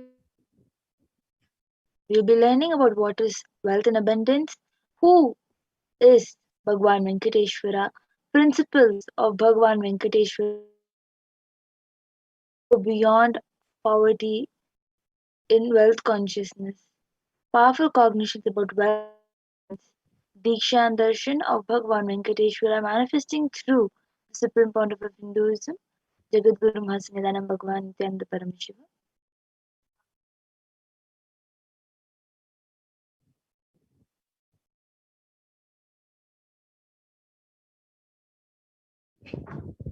And the powerful cognitions that we will be learning today, we will be learning the powerful cognitions about the sacred science of Bhavasamadhi Darshan, about Bhagwan Venkateshwara, the powerful cognitions about wealth and abundance, what is blocking your wealth, and how to manifest wealth and abundance.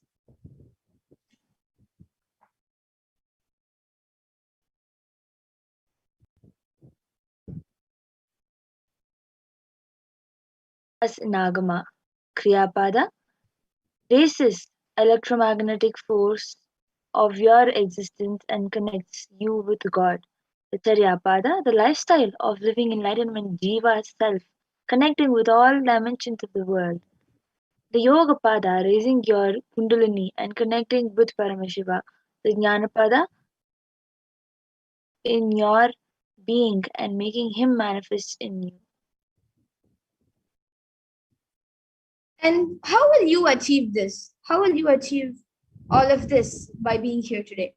You will achieve it by listening, by internalizing, and by manifesting powerful cognitions. And you will also achieve it by witnessing the darshan and diksha, by receiving the darshan and diksha.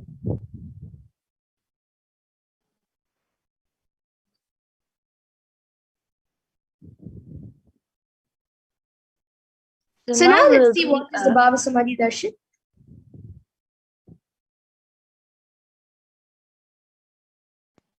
Now we'll be understanding of the Bhavasamadhi Darshan. So what is Samadhi? Samadhi means one with the source. Bhava means attitude and aspect. So Bhavasamadhi means being one with the source through this aspect. And the aspect bhava which you choose, through that bhava, being one with the source, samadhi is bhava samadhi. And knowing this aspect, bhava is the ultimate adi, and being in oneness, sama with that, is the bhava samadhi.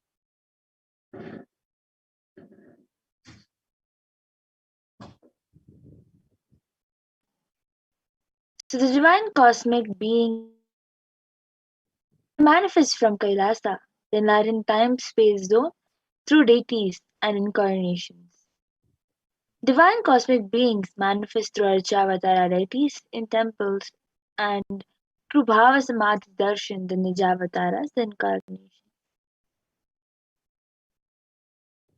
And the bhava samadhi awakens your kundalini shakti, which is the latent potential energy in all human beings.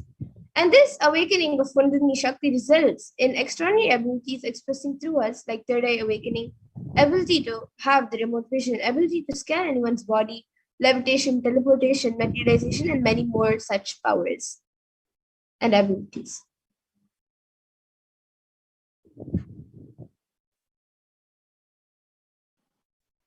So this influx of superconscious energy It visibly slows down the aging processes and improves immunity to diseases. With increasing level of coherence, the whole brain comes alive, turning into a superconductor of conscious energies that heal, empower, and transform our lives. And having darshan or even a glimpse brings a lasting transformation. As having a glimpse of an enlightened being, having a glimpse of a great sage, enlightened being, or a deity brings a lasting transformation in all of us, cleansing the lifetimes of karmas and raising you to the next level of subconscious breakthrough, which is like hitting a reset button on your being.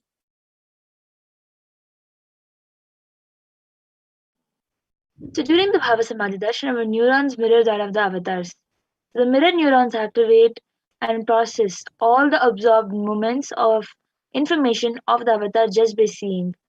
That is, our entire body silently and without movement recreates what is happening dis- uh, distance far away, experiencing the superconscious energy radiated by the avatar.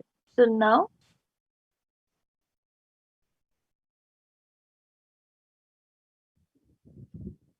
And now we'll be seeing a small introduction, a glimpse of who the Supreme Point of Hinduism is, the one who is giving us all of these sciences, extraordinary Shaktis, and much more. so the supreme point of Hinduism, Jagadguru Mahasanidanam, is divine holiness Bhagwan Nithyananda Paramashivam, is the reviver of Kailasa, a macrocosmic ancient enlightened Hindu civilization and nation. The supreme pontiff of Hinduism is the thousandth incarnation of Paramashiva as per the Hinduism, recognized by his predecessors who are enlightened masters. The supreme pontiff of Hinduism has made the science of power manifestation, yoga, and temple-based universities a lifestyle for humanity. And the Supreme Point of Hinduism is also ordained as the 233rd. We get you. Nithyanandam, welcome back to all the viewers. And I hope that each and every one of you who asked their questions during the Venkateshwara readings receive the answer which you are looking for or something more. Now it is time to get ready for the Bhavasamadhi Darshan of Bhagavan Sri Venkateshwara himself. I request if we can start with the projection of the slide for the Bhavasamadhi Darshan preparation. Let us now enter into the brief preparation, contextual and spiritual preparation for the Bhavasamadhi Darshan. We'll be